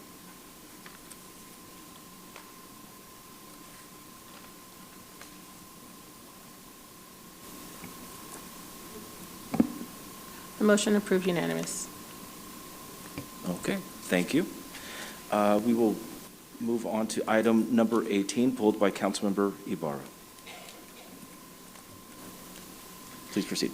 Yes, I was reading the information and I want to get an update from city staff. I know I've been asking our former city managers for updates also. One, somebody already mentioned the line items of how this money will be utilized, and also I want to know how much have the partners that we have, how much have they paid of their portion that they agreed to do for the city? Because we're giving up money on our end upfront, and I'm reading here that the city of San Bernardino will be reimbursed by the 5 cities on a quarterly basis, and I want to make sure that we are. Thank you, Council Member. So the money is being utilized for services and supplies, which includes vet services and other supplies such as, tools and equipment and stuff that's needed for staff. We have been purchasing those items, and this is just a procedural action to balance those books to add that funding, and that the cities are being billed quarterly. I do not have the exact amounts that have been deposited into our account, but I'd be more than happy to bring that back. Yeah, and I'd be more comfortable voting in favor once we get those reports. If we can bring that back to the council once we get those reports, that'd be greatly appreciated. Just to point out, we're still purchasing all of these things, so we have to override in order to do Sorry, this. I'm asking for the report showing how much our partner cities have paid our city. If we can have that report, that Yes, I would feel more comfortable. But, supporting just so I understand, we're not approving this today. No, I just want to make sure that our partners are being held accountable and that they are reporting and paying their portion to the city as they agreed to on a quarterly basis. We have not been provided this information, and for us to be trying to do line items to help support the efforts to go to their cities, I think it's fair for the community members to understand how all that money is being used and how much we're getting.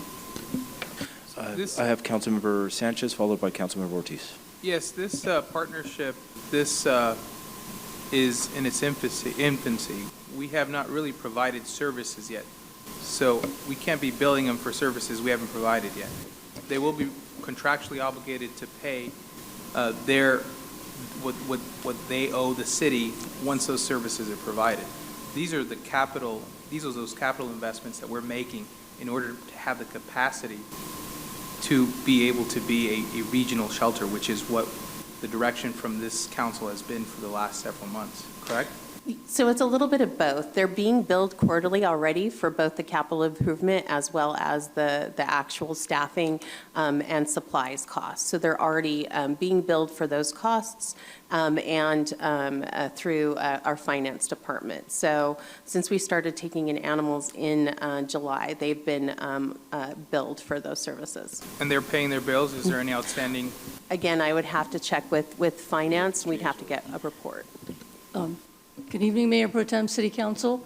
If you recall, the agreement said, based on a projection, this is the capital piece that we need, and this is what we think they need support for the operating expenditures. We came up with an agreement.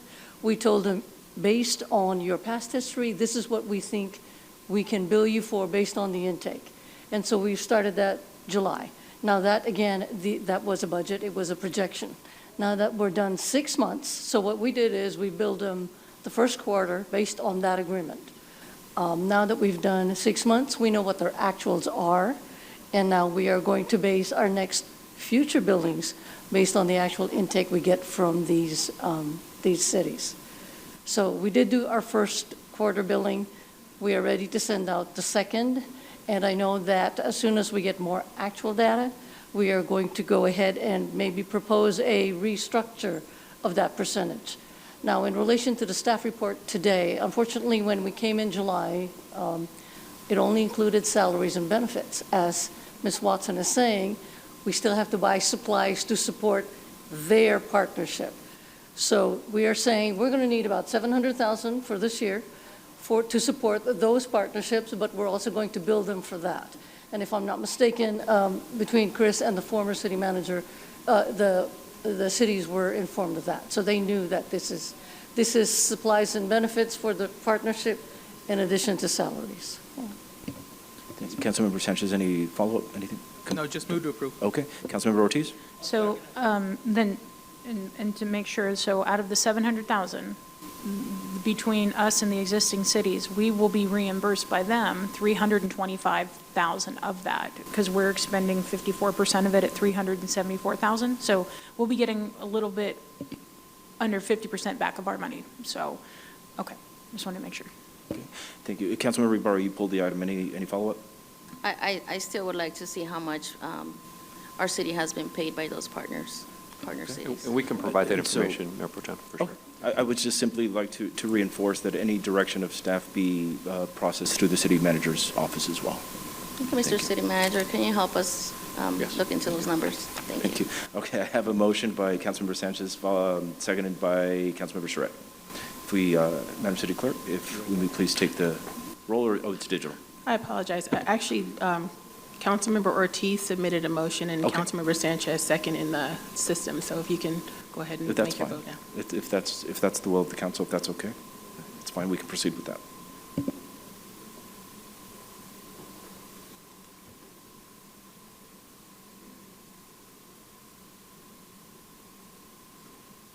Councilmember Ibarra, did you submit your vote? Oh, no. If you may, please cast your vote on your screen. I'm not sure if anybody's still left. Okay, motion passes 6-1 with Councilmember Ibarra voting in opposition. Okay, thank you. Next, we have item number 20, pulled by Councilmember Sanchez. Mr. Sanchez.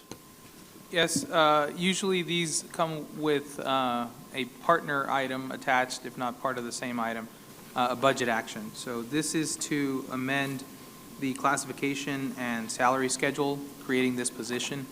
But this position isn't being funded through this action on this item.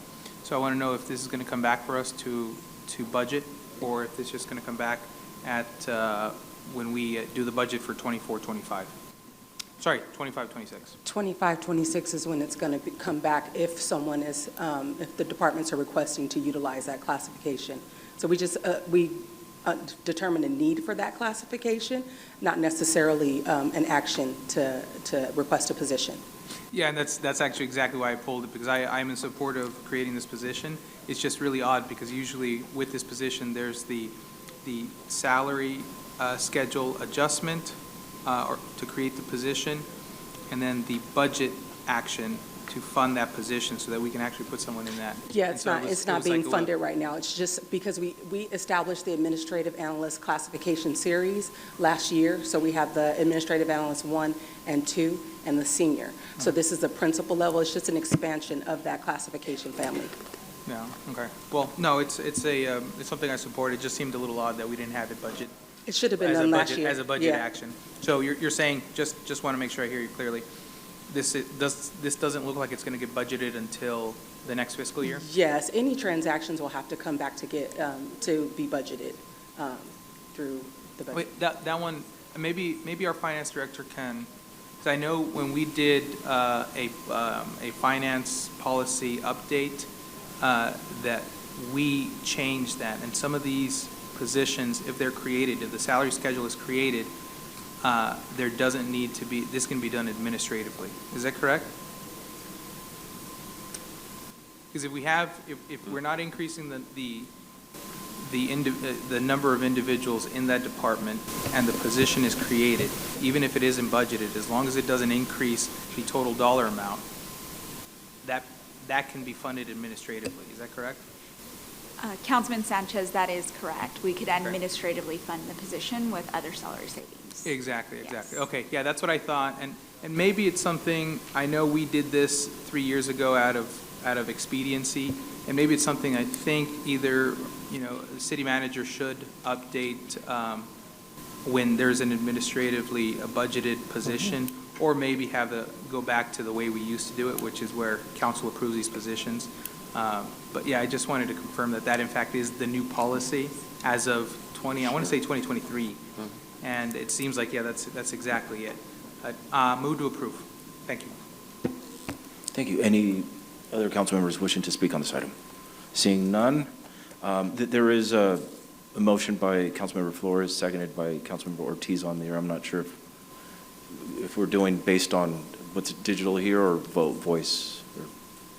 Sorry, yes, we're doing the digital vote. The digital, okay. Well then, council members, I invite you to please cast your votes.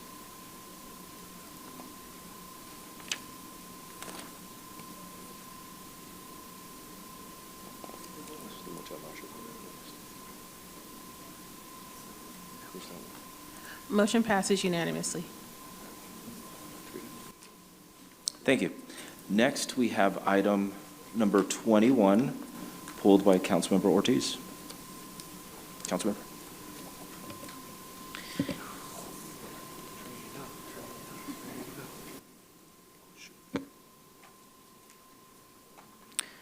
So I pulled this.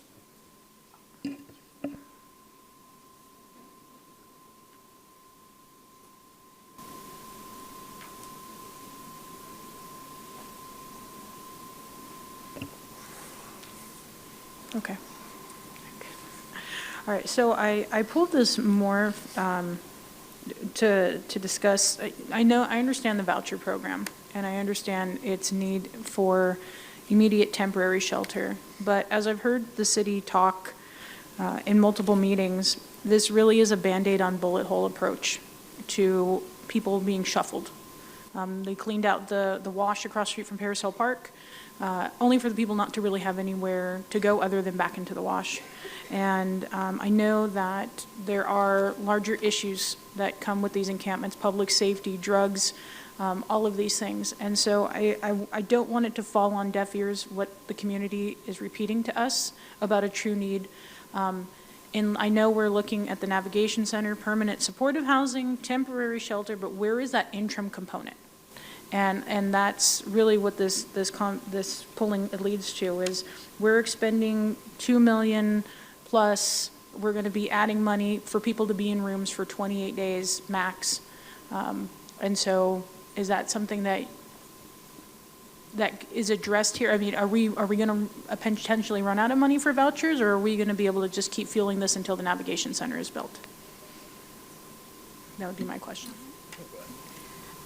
Right now, this is on top of the motel voucher program that the housing team has. PD was allocated CDBG funds, which will be coming back later in this fiscal year, and looking at allocating additional community development block grant funds.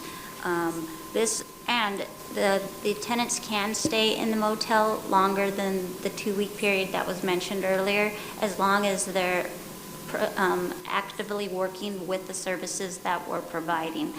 And then also with the CDBG funds, hopefully in the future, we're looking at bringing on some other nonprofit organizations to work with the tenants while they're in the motels to provide mental health services, drug services, dental care.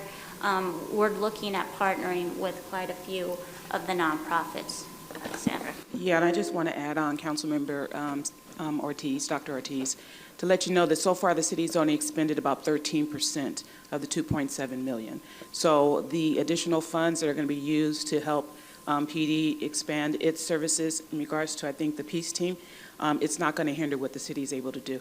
I want to also add that we have enough funding to carry us through the creation. We will have 2 navigation centers, but if not one, both. And then finally, I want to add that council just approved, I believe March 19th, a rapid rehousing. We do understand that interim housing is a Band-Aid, but it does allow the city to get in individuals who are willing. We cannot force anybody, but if an individual is willing, then it provides that immediate shelter out of the environment, be it cold weather, hot weather, things of that nature. But we do have the funding to extend.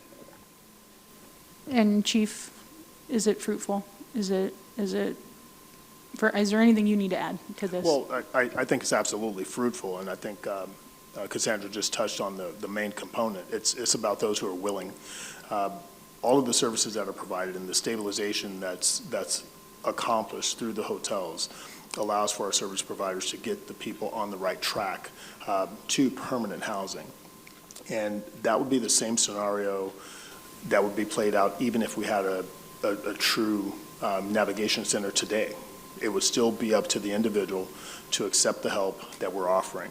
So the notion that we're doing nothing by having a hotel, or the notion that we're only shuffling people around by having hotel vouchers is completely false and misguided, because it's the exact same process. It's the initial stabilization, it's the offer for additional services to get people on the path that they ultimately have to choose themselves. So I think it's very fruitful. Any follow-ups? Councilmember Sanchez, followed by Councilmember Ibarra. Yes, so for several years, me and many of my colleagues up here have made it a top priority and have directed staff accordingly to find permanent solutions. And that has manifested itself in the manner of investing tens of millions of dollars in the Navigation Center.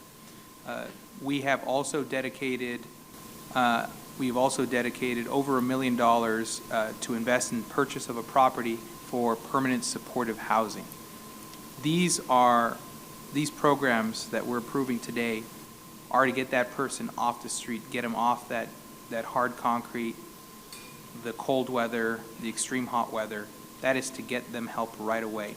But we are working in parallel lanes to build this Navigation Center, to build this permanent supportive housing. So any narrative out there that we're just putting a Band-Aid on something like this is completely misleading. We are working hard to find a sustainable and effective solution to getting people back on the right track and keeping them there without constantly needing help from outside agencies. So I move to approve this. This is a good program to get those people off those cold streets in the winter and the hot summers. Councilmember Ibarra. Yes, and just to clarify to the community, we're not just doing rapid rehousing for a week or 2 weeks on our unhoused. This is longer than 2 weeks, and it's on a case-by-case basis, with the longest time allowed 6 months, I believe. That's what our staff is agreeing to help individuals become stabilized. This is not just a quick fix that's 1 week or 2 weeks worth. It can go longer. As long as they need the housing and they're getting the services and they're getting stabilized, we are trying to help them get their life back in order or get them into permanent housing. So that is the goal of the city. We're not doing this as a short-term fix. Thank you. Councilmember Ortiz, you pulled the item. Would you like to close? Yeah, thank you. I appreciate it. And I think this is what's important, is it does feel like a shuffle.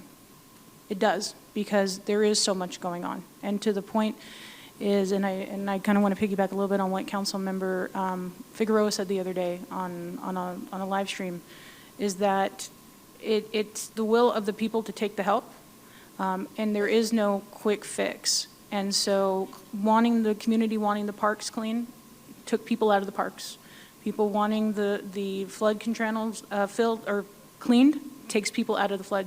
And then those people have to want to go somewhere.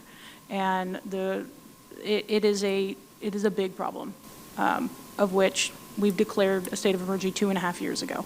And so the Navigation Center is coming, making sure that what we're doing is fruitful.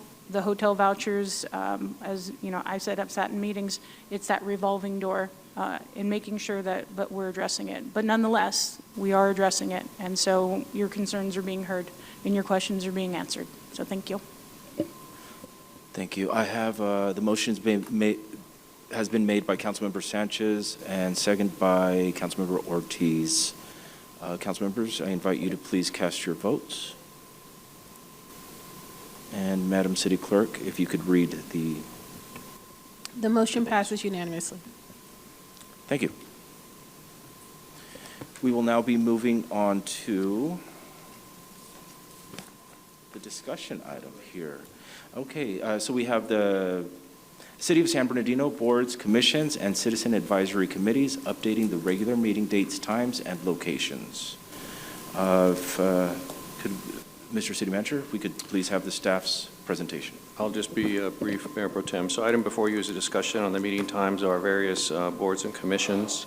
This item was brought up back in December. You have before you a chart of the current times in which the boards and commissions meet. We do not recommend any changes to the library board or water board. There are subsets of the council and meet at their respective times. And the Personnel Commission is largely held behind closed doors, sometimes up to 6 to 8 hours, so we don't recommend any changes to that commission time. So I'll turn it back over to council to decide what you guys are interested in doing or not. Thank you. Thank you, sir. Do we have any members of the council wishing to discuss this item or have any comments? Well, I'll just go down the line and work my way this way. Councilmember Ibarra, I'll just go down the line here. Thank you, Mayor Pro Tem. I remember being a commissioner, and when I was a commissioner, the commissioners themselves voted amongst themselves what time they would best fit their schedule to meet at those meetings. I recently had a commissioner being kicked out of a commission that doesn't even meet because he wanted to meet at a different time, and he was by himself. But back when I was a commissioner, commissioners, we all amongst each other, we voted for the time that best worked for all of us.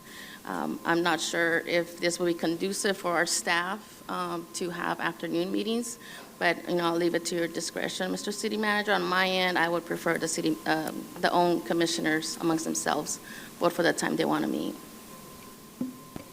Thank you. Councilmember Canas. Yes, and I echo similar sentiments, and I do see the intended purpose of this. I myself have served on numerous city commissions as well as county. I'm a working mama, so I totally get it. We are a working class community and wanting to accommodate our constituents. I do have some concerns, though, with a couple of the commissions. One, the Animal Commission. It currently meets at 4 o'clock, and I understand that they do meet in the library facilities. At 6 p.m., there is no longer security available. In addition to that commission, I think the Measure S committee has a similar challenge in the 201 building. At 6 o'clock, the building does close and no longer has security. Specifically with the Animal Commission, I think there's been a little bit of controversy with that commission specifically and safety concerns. From my commissioner, she has verbally expressed to me her sentiments and grave concerns regarding safety. We've had individuals show up to those meetings with weapons. We've had individuals that had to be removed. So security is desperately needed for that particular commission, and I probably would assume for the other commissions as well. So with that does come a fiscal impact. I know that this is just a discussion item, so that fiscal impact hasn't been quantified yet. I do have to highlight our last meeting. Our finance director did an excellent presentation, but the reality is we are not a city that is flush with cash. We are a city there. Our revenues are barely meeting our expenditures, and I will continue to harp on that because we do have to be very fiscally prudent.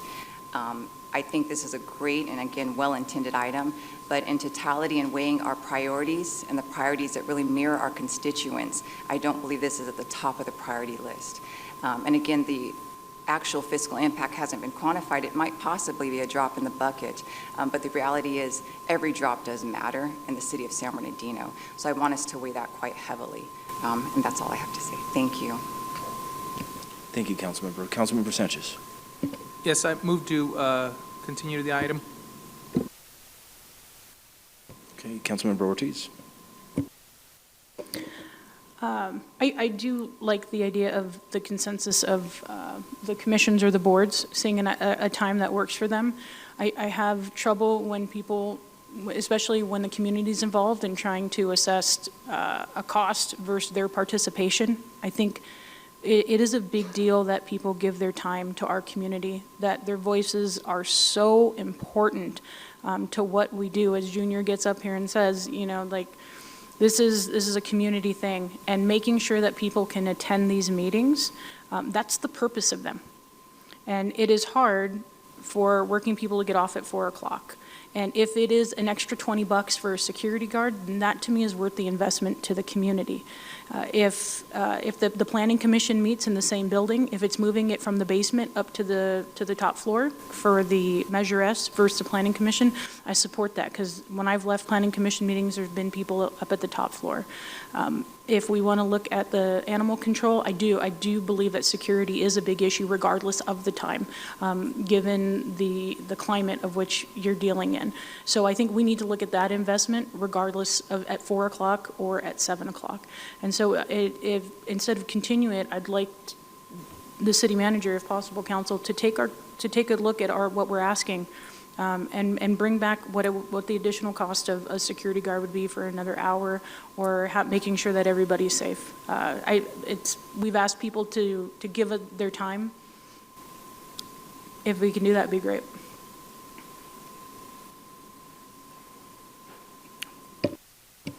Councilmember Flores. Thank you, Mayor Pro Tem. No, well, thinking about this, I do want the community involvement, and I think it's very important because I picture myself last year, while I was transitioning like employment, but while working, sometimes making these meetings is a little difficult for me. But I also think that we need to be, as leaders, like a governing body, we need to be fiscally responsible. So I would like to see what the options are for paying staff to stay a little bit over, or the cost of security guard, or maybe looking at what commissions are more important priority on the list for us to be able to shift those timeframes or extend those timeframes. Councilmember Schritt. Thank you. First of all, I'd like to know what the intention of my colleague who wants to continue this is. I mean, continue to, for what purpose, and to a specific time and date, or what? Because I can probably second that, but I've got some comments after that. Yeah, no, I think, We'll just. Well, no, I'm asking what I'll is make in- sure to go Well, through I'd like all to the ask council his members. who intention can. for continuation, if that makes sense.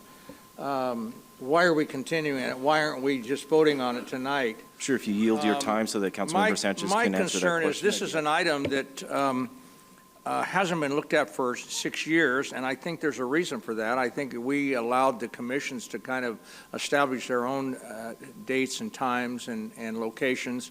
I think with our oversight or approval, this was last looked at in 2018 when we ratified whatever that resolution was at that time, and it allowed them to determine their own schedules pretty much. And then we dealt with it again in 2019 only because we added a new commission. I believe that was historical, I can't think of the name of the commission right now, but what is it? Preservation, historical, whatever. And so we added that, and we had to include them in the group with all the rest of the commissions.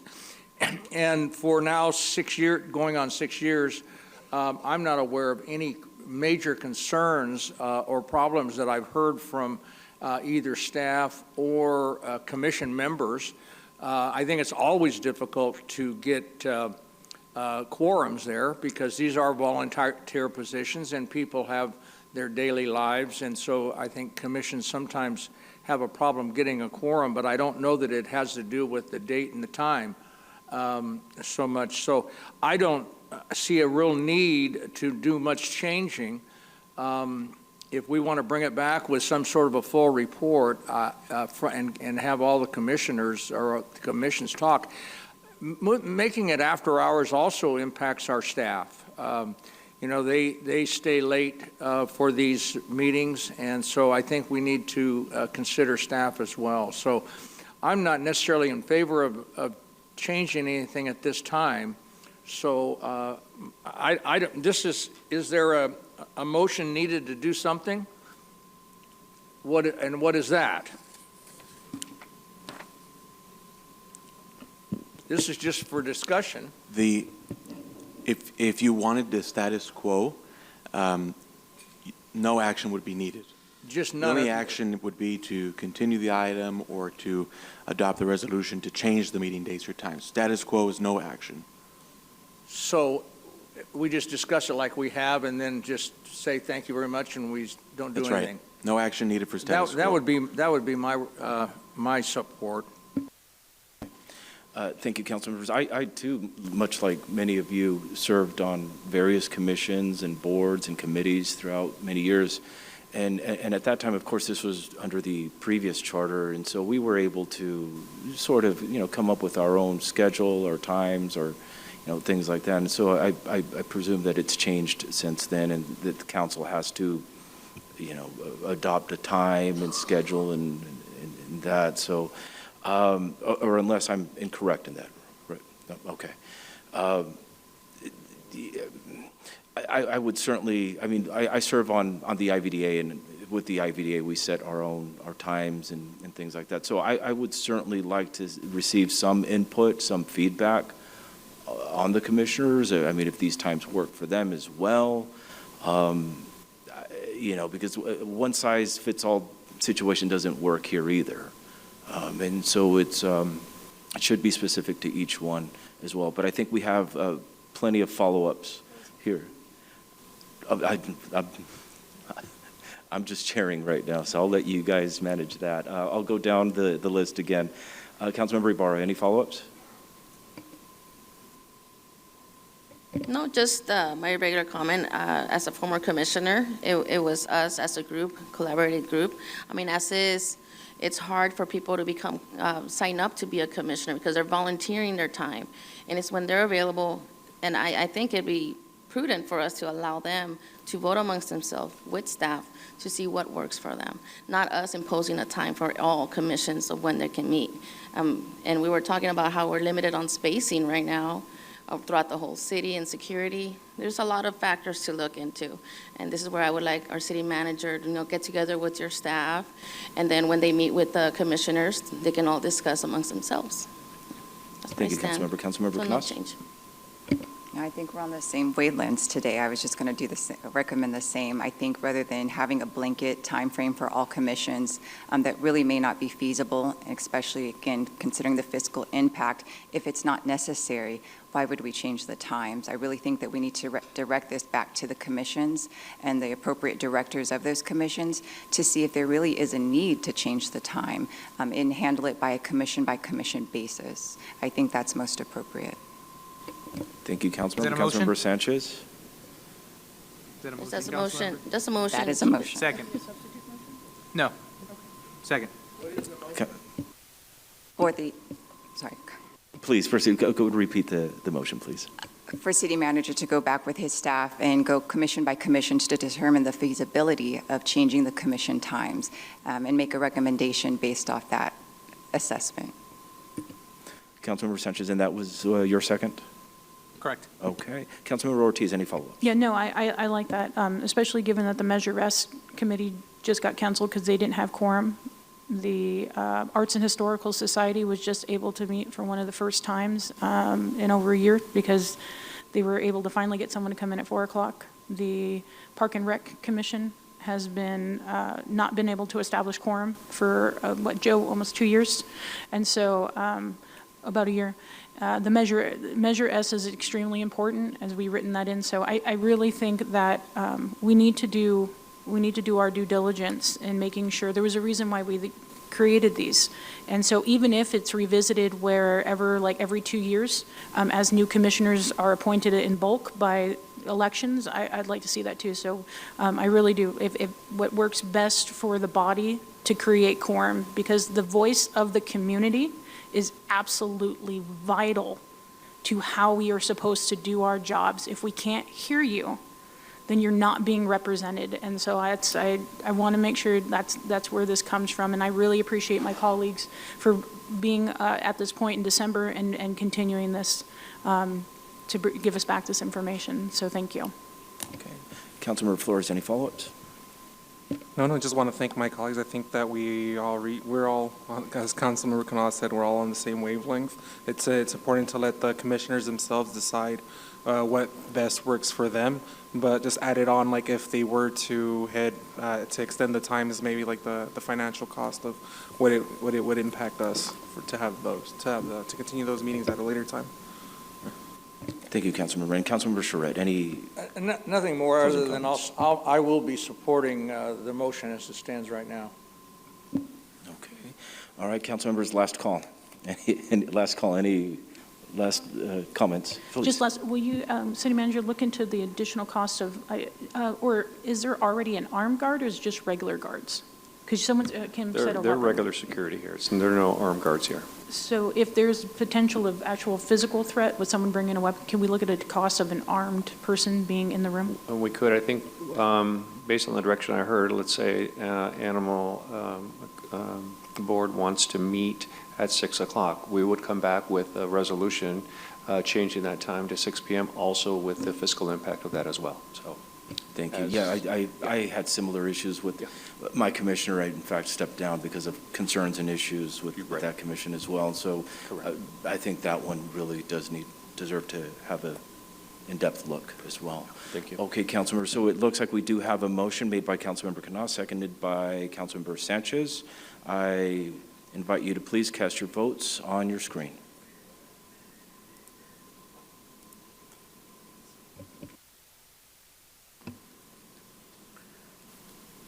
The motion passes unanimously.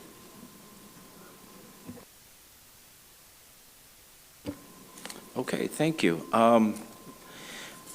Mr. City Attorney, at this time, I guess I would need some advice on, do I close the open session because we still have some pending business to take care of in closed, or how do I proceed here? Just adjourn from open session back to closed session. We'll need to come back out again so I can report out from the last item you're going to take up in closed session. Okay. Before I do that, I did forget that we still need to do the updates by council members who attended any conferences or meetings. Councilmember Ibarra, do you have any announcements or updates to provide? My apologies, I skipped over this part. Yes, today we went to the Central Valley Regional Steering Committee, me and Councilmember-elect Dr. Treasurer Ortiz, and, we gave our city the update of what it is that we're doing regarding the Navigation Center, and we also provided some numbers of the people that we have been helping off the streets. So that's always good for the community to find out. The 13% of the money that we have allocated for hotel vouchers is minimal to, what we can do impact. And once again, it's just who wants to help. If they want to be off the streets, we'll help them, and we have the money available for them. So that's one of the meetings that I've attended to recently, and I think it's very important. We even had Congressman Aguilar's representative, Kurt Lewis, present to us and telling us that if there's any grants, any funding needed by the federal government, to let them know. Unfortunately, right now, the federal government is kind of like a yes or no on what they're going to be funding as far as programs. So if there's any nonprofits out there that have been recently cut on funding, or programs that we offer to the community that have been cut because there's no federal funding for them, to let them know. That way they can reinstate those funds and make them available to the community. Good meetings. Thank you, Councilmember. Councilmember Canas. I just want to thank all the community that came out on March 27th. We had a phenomenal turnout, and a huge thank you to our fire and PD. I have to say, I'm still getting congrats and kudos off of the presentations that they did. I, as a council person, as a longtime city resident of the city of San Bernardino, I walked away feeling so inspired and reinvigorated and dedicated and passionate about being Team San Bernardino once again. Our staff is doing some amazing things. I know both Chief Yeager and Chief Goodman, unfortunately, are no longer here, but a huge congrats and thanks to them. What we are doing in PD, as they said, was real Jason Bourne stuff. So we have some real spectacular things going on in our PD department, and I just want to give a huge thank you. And again, thank you to the community, because getting people out to a community meeting is not always easy. So to have the turnout that we did was really, really appreciated. So thank you. And I'll be posting for my next meeting soon. Thank you. Thank you, Councilmember. Councilmember Sanchez. Oh, sorry, and just thank you to Mayor Pro Tem for supporting that meeting. Thank you. It was a pleasure being there and interacting with the public as well. Thank you. I attended a groundbreaking for the cleanup or the remodel, the revamp of Second Lake, the second largest park in the city of San Bernardino. Ernesto Salinas coordinated that event, put it together, and it was an exceptional event. And I want to thank him here in front of everyone.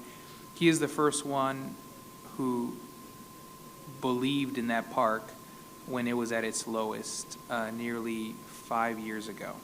And he came to me with some pretty bold ideas, and I said, "Are you sure, Ernesto?" He said, "There's no budget item for this, but I have some extra material and some extra hours, overtime hours I can use with my staff." And so he started working on that park nearly 5 years ago. And he convinced me, and we went out there, we took a look at it. I opened my big mouth, and that got the Sun newspaper to come out, write an article that inspired people to contribute, including the San Manuel Band of Mission Indians that contributed $1 million to that cleanup. And so that was incredible. That was incredible, and I can't wait for that park to open in a little less than a year.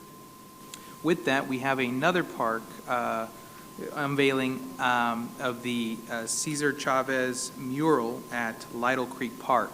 That is another park where San Manuel contributed $1 million to that park, and I think they're going to spend it at the community center. That park under Juan Figueroa has really flourished.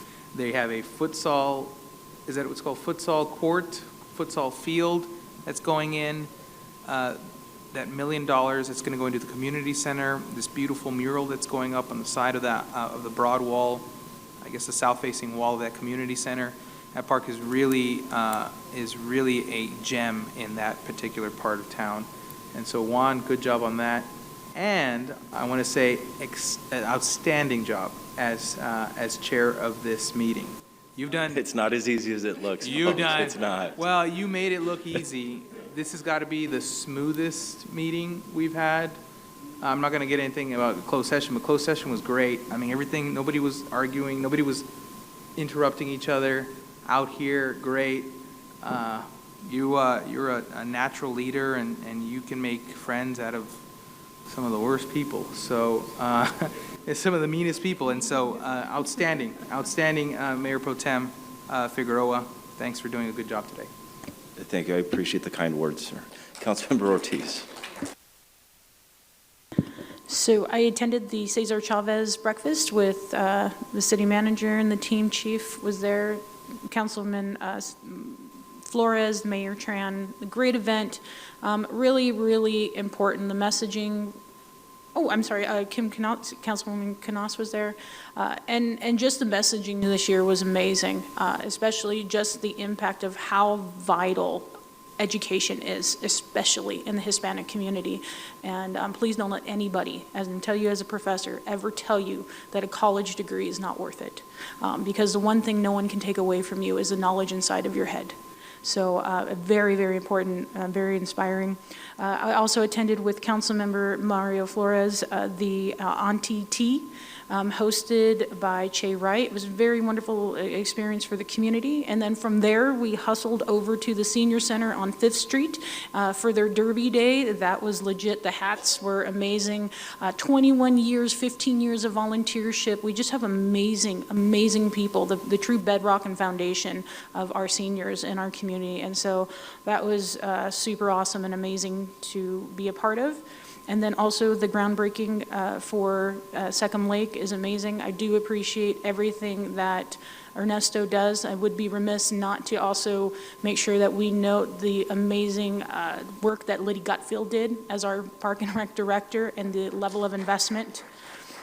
The playgrounds are going to be amazing.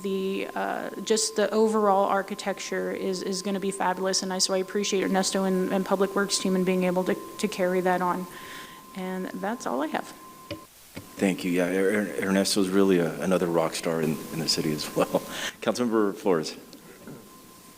Thank you, Mayor Pro Tem. March 26th, I was able to take a tour of the Garner Holt Imagination facility over by Redlands area.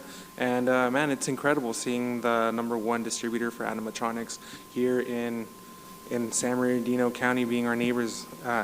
And then later that day, went to the Delman Heights Neighborhood Association Council. They had their food pantry at True Light Community Fellowship. So if you or anyone you know needs food, please go there on the 2nd and 4th Wednesday of every month. March 27th, attended the groundbreaking of Second Lake Park for the rehabilitation, and I'm very excited just to see what's going to come, and it's going to be an incredible park and an incredible development. this Saturday, fast forwarding, this Saturday morning, went to the Community Climate Action Day over by Viva La Boba, where they had trees to plant all around some city parks here in San Bernardino. So a shout out to them for all those volunteers. I think there was like 30+ volunteers that came out. From there, rushed over to the Cesar Chavez Memorial Breakfast over at Cal State San Bernardino. Great to see the city team out there representing. From there, went to the auntie brunch as well with Councilmember Ortiz. Incredible to see all the aunties that help and serve our community, and they're a huge corner pivot foundation for us. And then from there, went to the Kentucky Derby Senior Recognition, and wow, just seeing all those years that we have like volunteers. I was like 5 when some of them were the volunteers. I'm not going to give my age. And then 2 days ago, attended the I Love San Bernardino radio show with Mayor Pro Tem Figueroa with Robert Porter, and it was an incredible, fruitful dialogue. And that's it. It was fun, certainly. Councilmember Charette. Thank you. Yes, I also joined my colleague, Mr. Flores, and Councilmember Sanchez and our mayor, Mayor Tran, to tour the Garner Holt Productions facility and see and get a glimpse of what they plan to do right here and what they're doing actually with education across the country. My colleague says that they're a great partner, which is true, and that they're large and that they're the number one, but that's number one in the world. I had no idea. As long as I've known Garner Holt, I had never been through his facility, and it is impressive. It is really, really impressive what they do and what they do throughout the world. In fact, it was funny that day we were there. The place was almost empty. There were very, very few employees. They're number one in the world, and I would have thought, maybe they got 1,000 employees. Well, they've only got about, I think, 70 or 80 employees, but they were all gone. They were in Japan, I think, setting up something, and so they build it here and do it here, and then they fly it, and then they have to go install it at a restaurant or a amusement park or whatever. But very impressive, and they're a great partner, and probably somebody that we need to get closer to. So they served us lunch, and it was a great opportunity. We were fortunate enough to have Garner Holt actually himself gave us our tour, and he was, and then Theodore and I got to sit and have lunch with him and chat with him for a while. So, born and raised right here in San Bernardino, started in a garage 47 years ago, and now is up to about 200,000 square feet and the world leader in animatronics. So. Amazing, and there's more to come from them, I'm sure. Also, like everybody else, I attended, not everybody, but I attended the groundbreaking at Second Lake, and that's hopefully we can get that done in a year and get that reopened and spend $13 or $14 million on that park. It's well-deserved, and it's going to be great for our community. So I've always believed that ought to be called Central Park. And it's the biggest, nicest, well, maybe not the nicest. I think Wildwood's the nicest, but it won't be anymore after Second Lake gets their $14 million infusion. So I'm looking forward to seeing that done in about a year. And that's it. Thank you. Thank you, Councilmember. Councilmember Ortiz with follow-up. My apologies. I just wanted to make sure I gave a shout out because we celebrated Aquinas.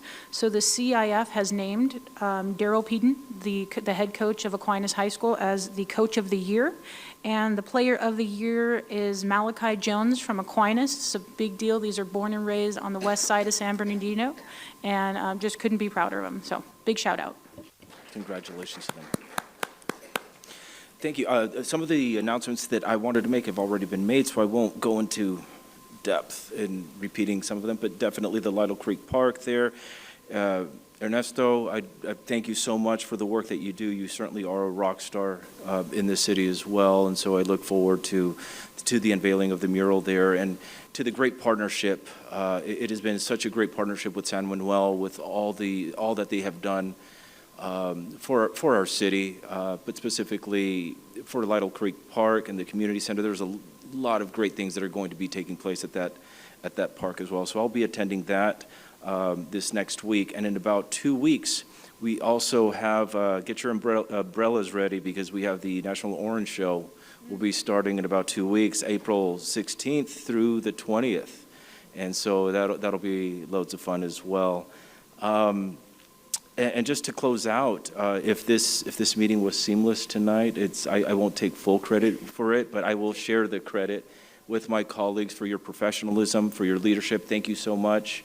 It certainly really was a great meeting. Thank you for your professionalism, your leadership, to the staff as well, for putting the agenda together and having all the information, for being responsive, so that if we do have information or questions prior to the meeting, you're very available through email and you get the information back to us immediately. So thank you, sir, to you and to all the city employees that put all this together, because it's not an easy thing to do. So I will go ahead and adjourn the open session, but we will be moving over to closed session. So I will close the open session. The next joint regular meeting of the mayor and city council, and the mayor and city council acting as the successor agency to the redevelopment agency, and the mayor and city council acting as the San Bernardino City Housing Authority, and mayor and city council of the city of San Bernardino acting as the San Bernardino Joint Powers Finance Authority will adjourn to the regular meeting to be held on April 16th,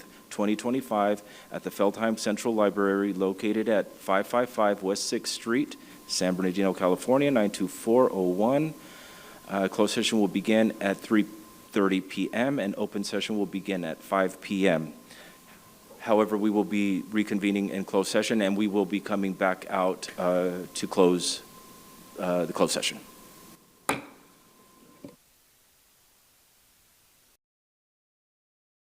Okay, council members and public, we are back from closed session. Mr. City Attorney, is there any reportable action from closed session at this time? Mayor Pro Tem, the council met in closed session on item E on the closed session agenda.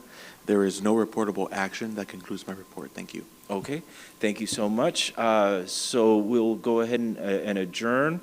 The next joint regular meeting of the mayor and city council, and the mayor and city council acting as the successor agency to the redevelopment agency, and the mayor and city council acting as the San Bernardino City Housing Authority, and mayor and city council of the city of San Bernardino acting as the San Bernardino Joint Powers Finance Authority will adjourn to the regular meeting to be held on April 16th, 2025 at the Feldheim Central Library located at 555 West 6th Street, San Bernardino, California, 92401.